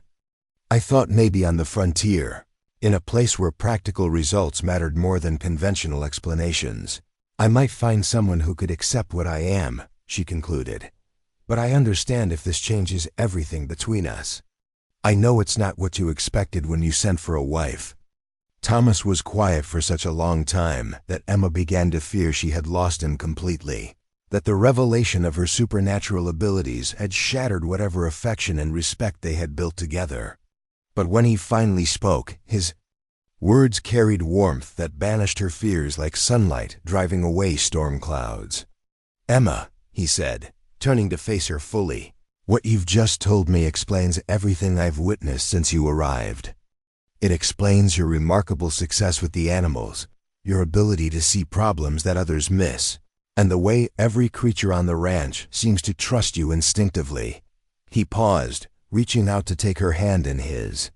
"But more than that, it explains why you've been so careful, so guarded. You've been protecting yourself from people who couldn't understand the gift you've been given." The acceptance in his voice and the warmth of his touch filled Emma with relief so profound that she felt tears threatening to spill over. "You don't think I'm some kind of witch or madwoman?" Thomas actually smiled at the question, his expression showing gentle humor mixed with something deeper. "Emma, I've watched you use this gift to save animals' lives and preserve people's livelihoods. If that makes you a witch, then you're the kind of witch the world needs more of." As they resumed their journey home, Emma felt as though a weight she had carried for years had finally been lifted from her shoulders. The freedom of being known completely by someone who accepted her without reservation was intoxicating, making her giddy with possibilities she had never dared to imagine. But their newfound intimacy was tested within days when Frank Dalton returned to Willow Creek Ranch, this time accompanied by Territorial Marshal James Bradley and a delegation of concerned Ranchers who had apparently been convinced that Emma's success warranted official investigation. Emma watched from the house as the intimidating group approached, recognizing several faces from her recent visits to afflicted ranches. The presence of the marshal suggested that Dalton had convinced territorial authorities that something illegal or fraudulent was occurring, turning community curiosity into official scrutiny that could have serious legal consequences. Thomas emerged from the barn to meet the delegation, his posture radiating controlled tension as he recognized the formal nature of their visit. Emma could see him mentally preparing for a confrontation that would test both his commitment to protecting her and his standing in the community that represented his entire social and economic foundation. "Mitchell," Marshal Bradley called out as he dismounted from his horse, "we need to have a conversation about the remarkable success you've been having with livestock problems. There are some questions that need answering." Emma felt her enhanced hearing picking up fragments of muttered conversation among the assembled ranchers, comments that revealed the suspicions and theories that had been circulating throughout Cedar Valley. Words like unnatural, suspicious, and too convenient drifted to her ears, confirming her worst fears about the community's growing distrust. Thomas approached the group with diplomatic caution, clearly aware that his response to their investigation would have consequences far beyond this single confrontation. "Marshal Bradley, gentlemen, I'm happy to answer any questions you might have about our ranch operations. What specifically concerns you?" Dalton stepped forward with the confidence of a man who believed he held winning cards. "What concerns U.S. Mitchell is how your wife seems able to diagnose complex veterinary problems that stump trained professionals. 3 weeks ago, you were ready to sell this place because your animals were dying. Now suddenly, you're not only healthy but helping other ranches solve similar problems. That kind of dramatic turnaround raises questions about the methods being used." Emma could see Thomas struggling with how much truth to reveal, knowing that protecting her meant walking a careful line between honesty and discretion. "My wife has excellent observational skills and experience with farm animals," he said carefully. She noticed patterns that others had missed, particularly regarding water source contamination. Marshal Bradley consulted a notebook he withdrew from his coat pocket, his expression showing the professional neutrality of someone conducting an official investigation. "Mr. Mitchell, I've spoken with Dr. Evans and the territorial veterinarian, and both confirm that your wife has demonstrated diagnostic abilities that are unusual. They report that she can identify problems with livestock that can't be detected through normal examination methods." The marshal's tone wasn't accusatory, but Emma recognized the dangerous territory the conversation was entering. Official interest in her abilities could lead to formal investigation, and formal investigation would inevitably uncover the supernatural nature of her gift. "Marshal," Thomas said, his voice taking on a protective edge, "my wife's ability to help sick animals has been nothing but beneficial to this community. She saved livestock that would otherwise have died, preserved ranchers' livelihoods, and solved problems that were baffling everyone else. I'm not sure why that would be cause for concern." Dalton's expression showed satisfaction at having maneuvered the conversation to this point. "Because, Mitchell, abilities like that don't come from normal sources. Your wife either has training and knowledge she's not admitting to, or she's using methods that the community has a right to understand." Emma realized that the moment of reckoning she had feared throughout her adult life had finally arrived. The choice before her was stark: reveal the truth about her abilities and face whatever consequences followed, or maintain her deception and watch Thomas suffer for protecting her secret. She made her decision and stepped out of the house, approaching the assembled group with the kind of calm dignity that had sustained her through previous crises. Every eye turned toward her as she joined Thomas, and she could see curiosity, suspicion, and hope warring in the expressions that studied her face. "Gentlemen," she said, her voice carrying clearly in the crisp air, I understand you have questions about my ability to help with livestock problems. I'm prepared to answer those questions honestly, but I want you to understand that the truth may be difficult to accept. Marshal Bradley nodded encouragingly, his professional demeanor suggesting genuine interest and understanding rather than simply building a case. Mrs. Mitchell, we're here to get to the bottom of this situation. Whatever the truth is, we need to hear it. Emma took a deep breath, feeling Thomas's supportive presence beside her while drawing strength from the knowledge that at least one person would stand by her regardless of the community's reaction. The truth is that I can communicate with animals in ways that go beyond normal human ability. I can sense their thoughts, understand their pain, and learn from them about problems that conventional examination might miss. The silence that followed her confession was profound, broken only by the whisper of wind through the grass and the distant lowing of cattle. Emma watched the faces of the assembled men, seeing shock, disbelief, and in some cases, fear replacing their previous expressions of curiosity and suspicion. Dalton was the first to break the silence, his voice filled with contempt. You expect us to believe that you can talk to animals? That's the explanation for your miraculous diagnostic abilities? Emma met his skeptical gaze steadily, drawing on reserves of courage she hadn't known she possessed. I expect you to judge me by the results I've achieved. Mr. Dalton, I've helped save dozens of animals, solved problems that were destroying ranches throughout this valley, and asked for nothing in return except the chance to use my abilities to help rather than hide them. Marshal Bradley stepped forward, his expression showing professional curiosity mixed with obvious uncertainty about how to proceed. Mrs. Mitchell, that's quite a claim. Do you have any way to demonstrate this alleged ability? Emma felt a flutter of anxiety at the request, knowing that any demonstration would remove all doubt about the supernatural nature of her gift while potentially exposing her to accusations of witchcraft or fraud. But she also recognized that half measures would no longer be sufficient to resolve the crisis. If you're willing to allow it, she said, I can demonstrate by communicating with any animal you choose. Ask me to determine something about an animal's condition or history that couldn't be known through normal observation, and I'll provide you with information that only the animal itself could supply.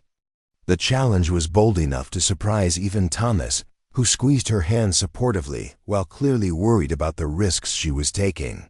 The assembled ranchers exchanged glances of uncertainty, apparently unprepared for such a direct offer to prove her claims.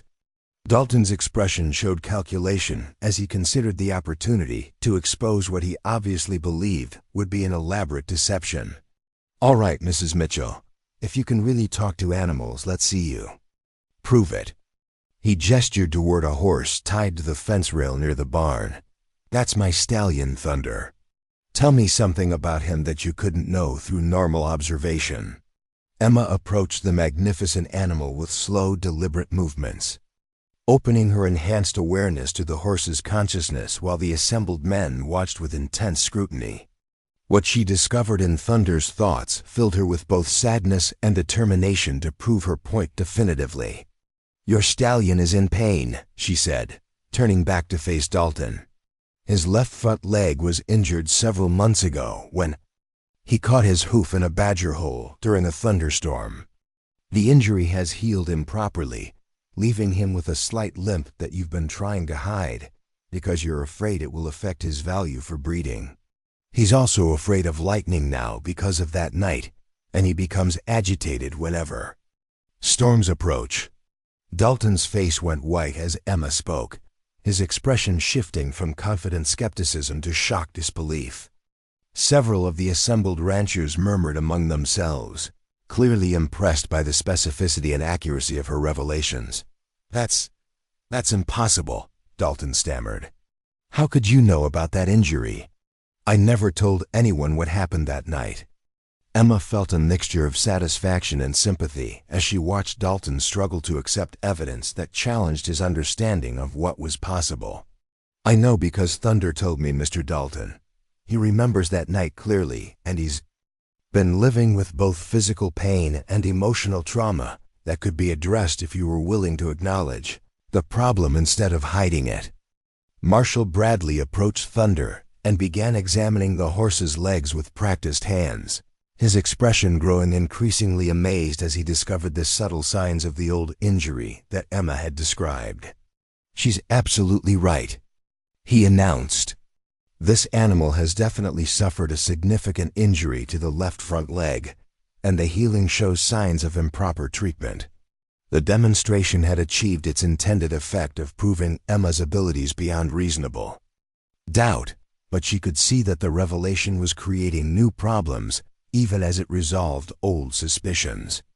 The faces around her showed a mixture of awe, fear, and uncertainty about how to respond to someone with demonstrably supernatural gifts. "Mrs. Mitchell," Marshall Bradley said carefully, "what you've just shown us is remarkable, but it also raises questions about the nature of your abilities. In my experience, people don't develop these kinds of talents through normal means." Emma recognized the dangerous direction the conversation was taking. The implication that her supernatural abilities might be connected to witchcraft or other practices that frontier communities viewed with suspicion and fear. "Marshall Bradley, I was born with this gift. I didn't learn it from anyone, and I don't use any rituals or practices that could be considered harmful. I simply hear what animals are trying to tell us, and I use that information to help them when they're suffering." Thomas stepped closer to Emma, his protective instincts clearly engaged as he sensed the potential threat in the marshal's questions. "Marshall, my wife has used her abilities exclusively to help sick animals and solve problems that were devastating this community. If there's something criminal about healing livestock and preserving people's livelihoods, then we need to reconsider what we mean by criminal behavior." The strong defense from Thomas seemed to influence several of the assembled ranchers, who began murmuring among themselves about the benefits they had witnessed from Emma's interventions. Jake Morrison, whose ranch had been saved through her diagnosis of multiple contamination sources, stepped forward to add his voice to the discussion. "Folks," Morrison said, his voice carrying the authority of someone whose livelihood had been directly affected, "I don't pretend to understand how Mrs. Mitchell does what she does, but I know that she saved my ranch when everyone else had given up. My animals were dying, my family was facing ruin, and she identified problems that no one else could see. If that's witchcraft, then it's the kind of witchcraft I can support." Several other ranchers nodded in agreement, apparently swayed by Morrison's practical assessment of the situation. Emma began to sense that community opinion might be shifting in her favor, though she could see that Dalton and some others remained deeply suspicious of her abilities.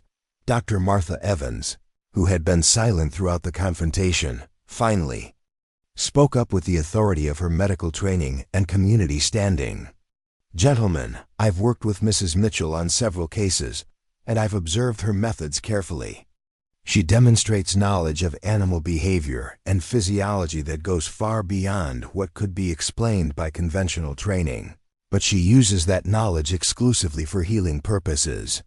From a medical standpoint, I can find no fault with her methods or her results." The doctor's endorsement carried significant weight with the assembled group, particularly coming from someone whose professional reputation was beyond question. Emma felt some of the tension in her shoulders beginning to ease as she realized that she might have more community support than she had feared. Marshall Bradley closed his notebook and returned it to his coat pocket, his expression showing someone who had reached conclusions about how to proceed. "Mrs. Mitchell, based on what I've witnessed today and the testimony of community members, I find no evidence of criminal activity or harmful practices. Your abilities may be unusual, but they appear to be used exclusively for beneficial purposes." The official verdict filled Emma with relief so profound that she felt momentarily dizzy. But the marshal's next words reminded her that legal acceptance didn't necessarily translate into social acceptance. "However," Bradley continued, I would advise you to be cautious about how openly you demonstrate these abilities. Frontier communities can be unpredictable in their reactions to things they don't understand. What seems miraculous to some people might seem threatening to others. Emma nodded her understanding, recognizing the wisdom in the Marshalls' advice while also feeling frustrated by the need to continue hiding aspects of her true nature. The confrontation had achieved legal vindication of her abilities, but it had also revealed the ongoing challenges she would face in using her gift openly. As the delegation began to disperse, Emma noticed that the ranchers were dividing into distinct groups based on their reactions to her revelation. Some, like Morrison, approached to express gratitude and support. Others maintained careful neutrality, apparently reserving judgment about the implications of her supernatural abilities. A few, led by Dalton, departed with expressions that suggested the conflict was far from resolved. "This isn't over, Mitchell," Dalton said as he mounted his horse, his voice carrying a promise of future trouble. "People with unnatural abilities tend to bring unnatural problems with them. Don't be surprised if this community starts experiencing difficulties that never existed before your wife arrived." The threat was subtle but clear, suggesting that Dalton intended to blame any future problems in Cedar Valley on Emma's presence. Thomas's expression hardened at the implication, his protective instincts clearly aroused by the suggestion that Emma might be held responsible for unrelated difficulties.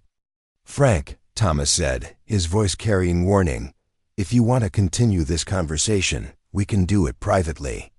But I won't have my wife threatened based on superstition and fear." Dalton's smile held no warmth as he gathered his reins.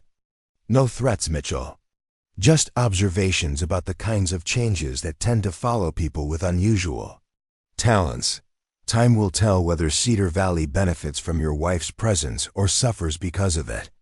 After the confrontation ended and the various groups had departed, Emma and Thomas found themselves alone in the gathering twilight, both struggling to process the day's dramatic revelations and their implications for the future.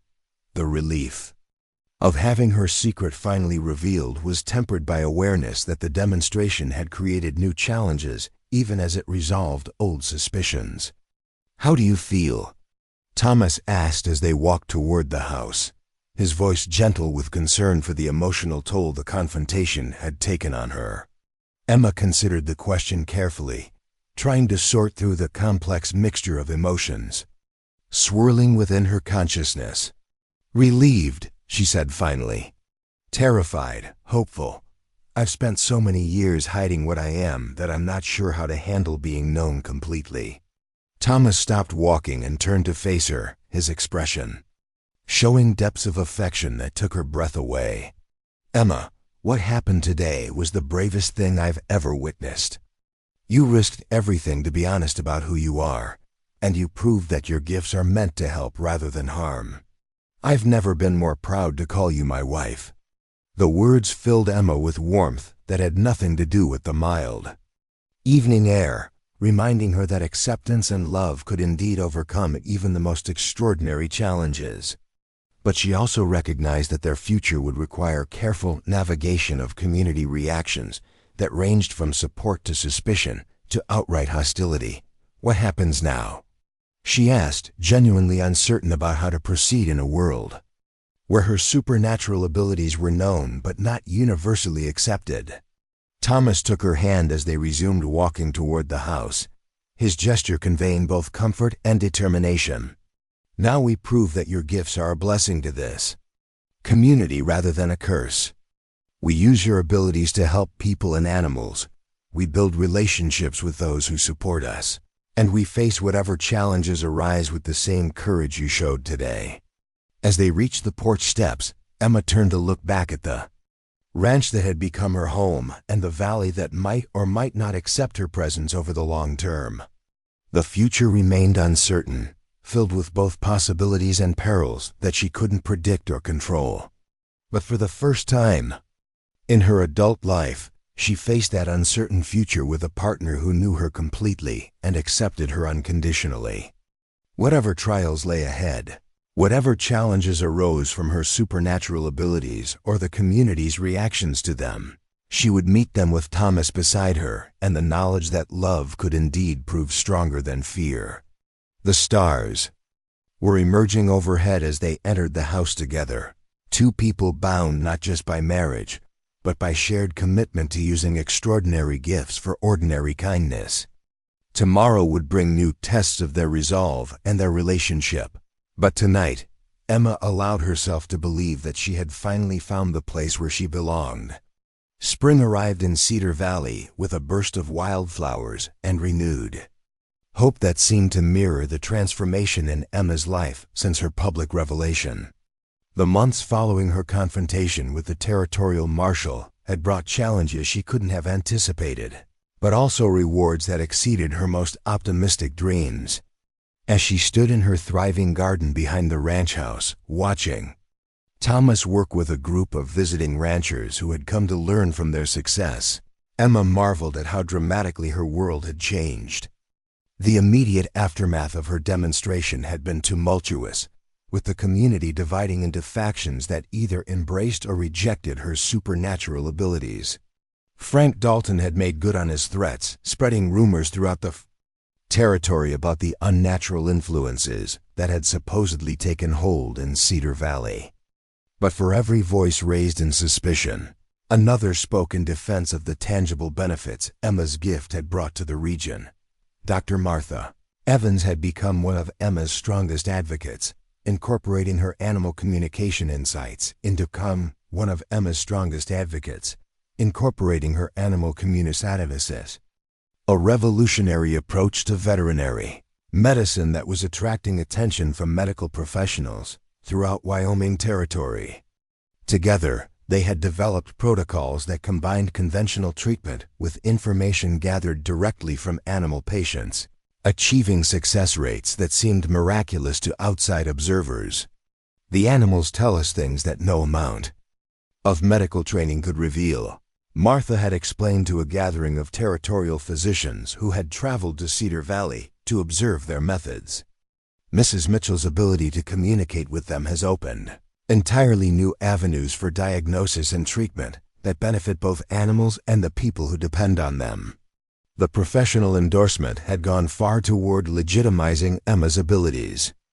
In the eyes of skeptics, particularly when the results spoke so clearly for themselves, ranches throughout the valley were reporting unprecedented success in livestock health and productivity, with problems being identified and resolved before they could develop into serious crises. But the most profound change in Emma's life had been the deepening of her relationship with Thomas, who had proven himself to be not just a protector, but a true partner in developing and utilizing her extraordinary gifts. His unwavering support during the darkest moments of community resistance had given her the courage to embrace her abilities fully rather than hiding them in shame. "You were meant to use this gift," he had told her during one particularly difficult period when several families had openly shunned them at church services. "Hiding it might protect us from criticism, but it would rob the world of something precious that could help countless people and animals." His faith in her had sustained Emma through the challenges while inspiring her to push the boundaries of what her abilities could accomplish. She had discovered that her communication with animals could extend beyond simple medical diagnosis to include behavior modification, training assistance, and even emotional support for creatures suffering from trauma or loss. The breakthrough that had finally silenced most of her critics had come during a severe drought that threatened to devastate the entire region. When conventional water-finding methods had failed, Emma had worked with local wildlife to locate underground springs and water sources that had sustained the valley's ecosystem for generations. Her success in finding water where none had been detected before had saved dozens of ranches and established her reputation as an invaluable community resource. Mrs. Mitchell didn't just find water.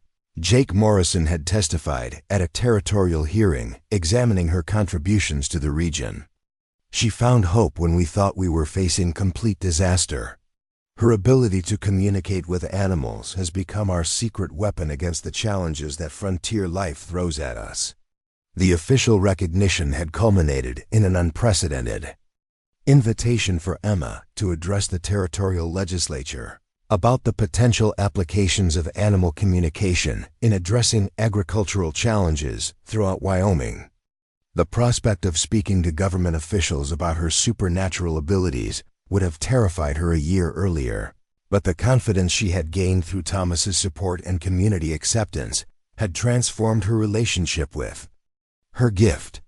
As she prepared for the legislative presentation, Emma found herself reflecting on the journey that had brought her from desperate mail-order bride to respected community leader.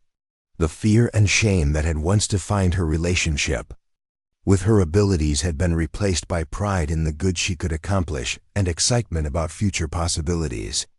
The legislative hearing took place in Cheyenne during the height of spring, with Emma and Thomas traveling together to the territorial capital in a journey that felt like a celebration of how far they had come. The imposing government buildings and formal proceedings might have intimidated her in the past, but Emma approached the hearing with the confidence of someone who had proven her worth through tangible accomplishments. "Mrs. Mitchell," the legislative chairman began, "we've received remarkable reports about your ability to communicate with animals and the benefits this has brought to agricultural communities in Cedar Valley. Can you explain to this body how these abilities work and how they might be applied more broadly throughout the territory?"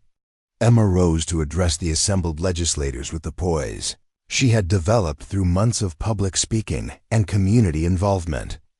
"Honorable legislators, my ability to communicate with animals allows me to understand their thoughts, feelings, and physical conditions in ways that go beyond conventional observation.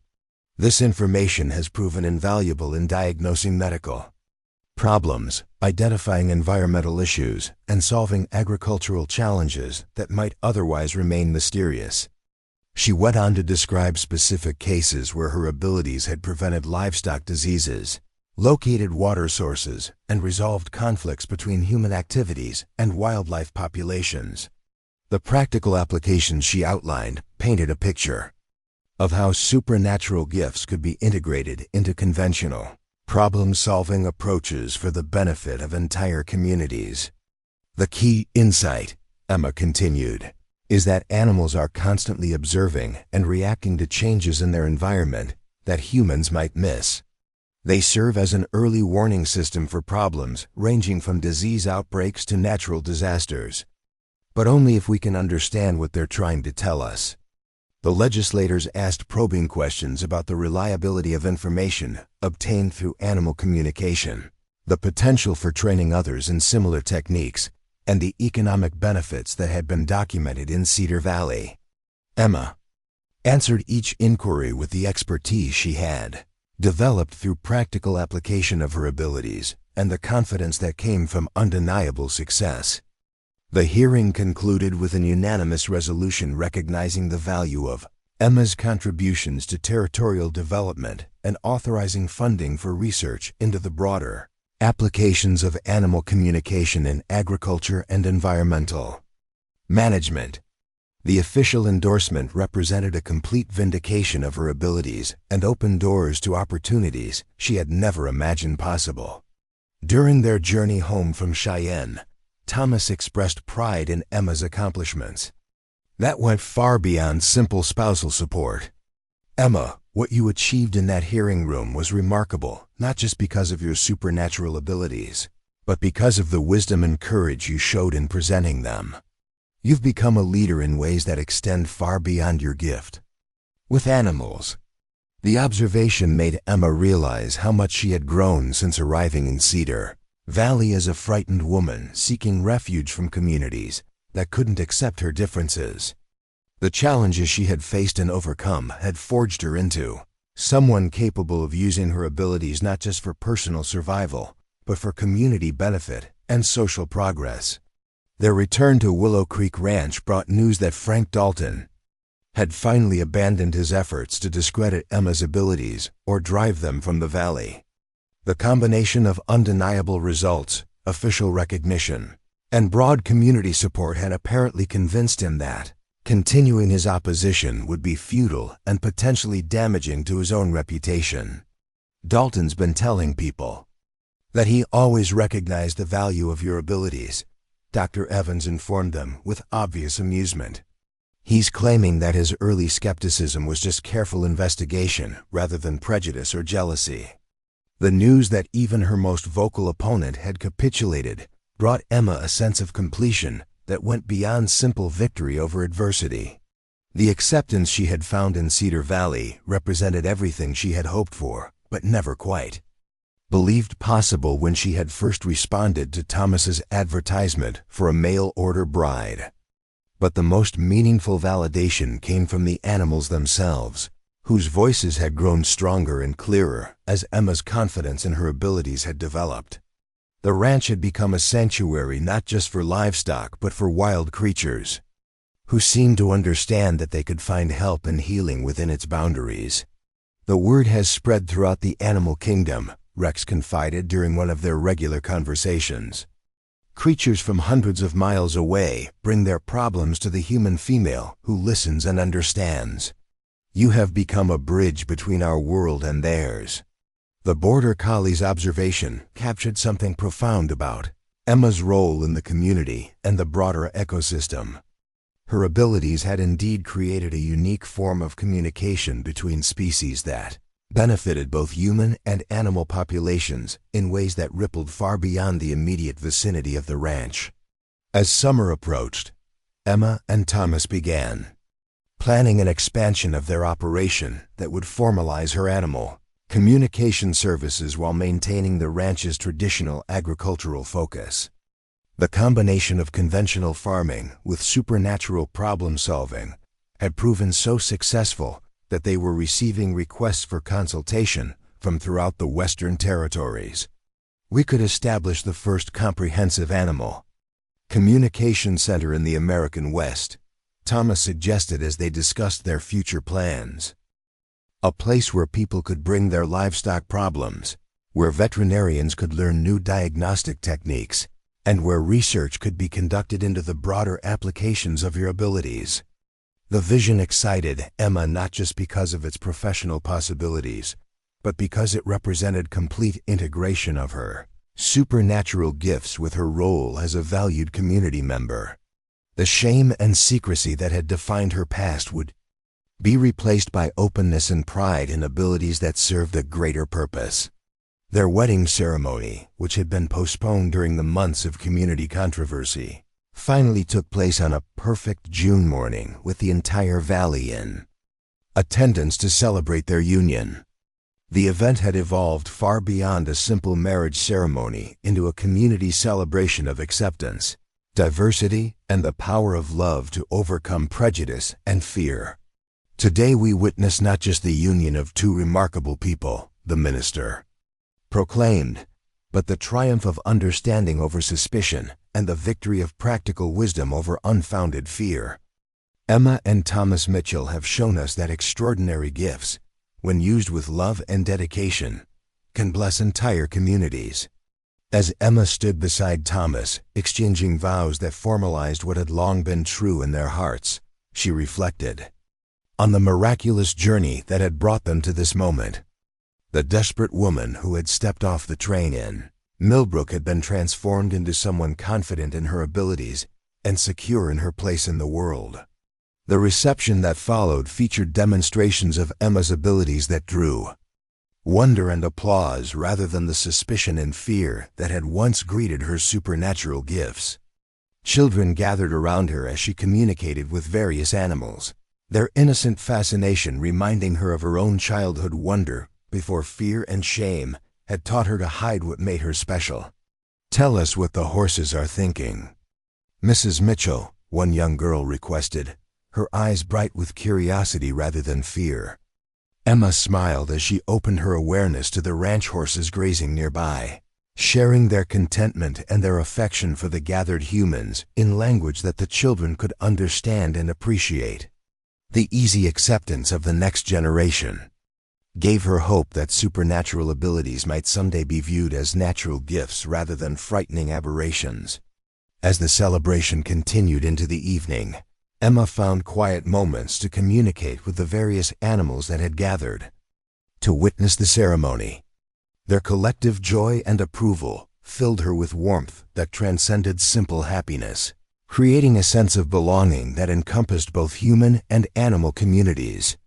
"We are proud to call you our voice among the humans," a wise old Maori communicated as the festivities reached their peak.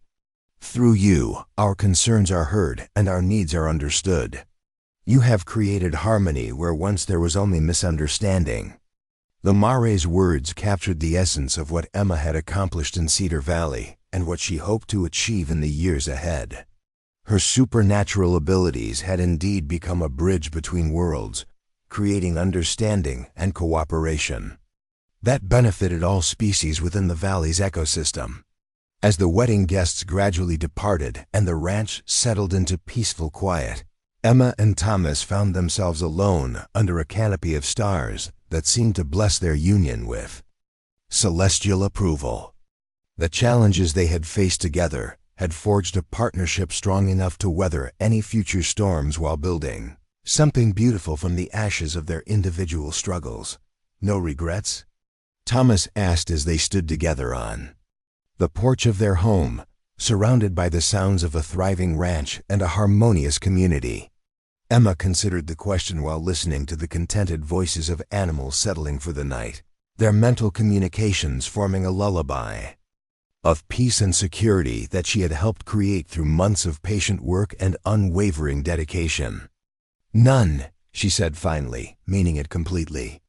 "Every challenge we faced brought us to this moment, and this moment is perfect."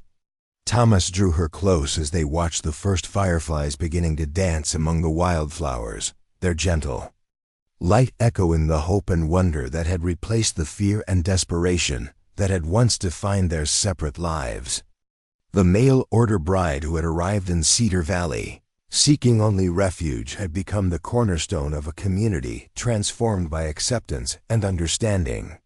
The future stretched ahead of them, filled with possibilities they were only beginning to explore, but Emma faced it with confidence, born from the knowledge that love could indeed conquer fear and that extraordinary gifts, when used with wisdom and compassion, could change the world in ways both large and small.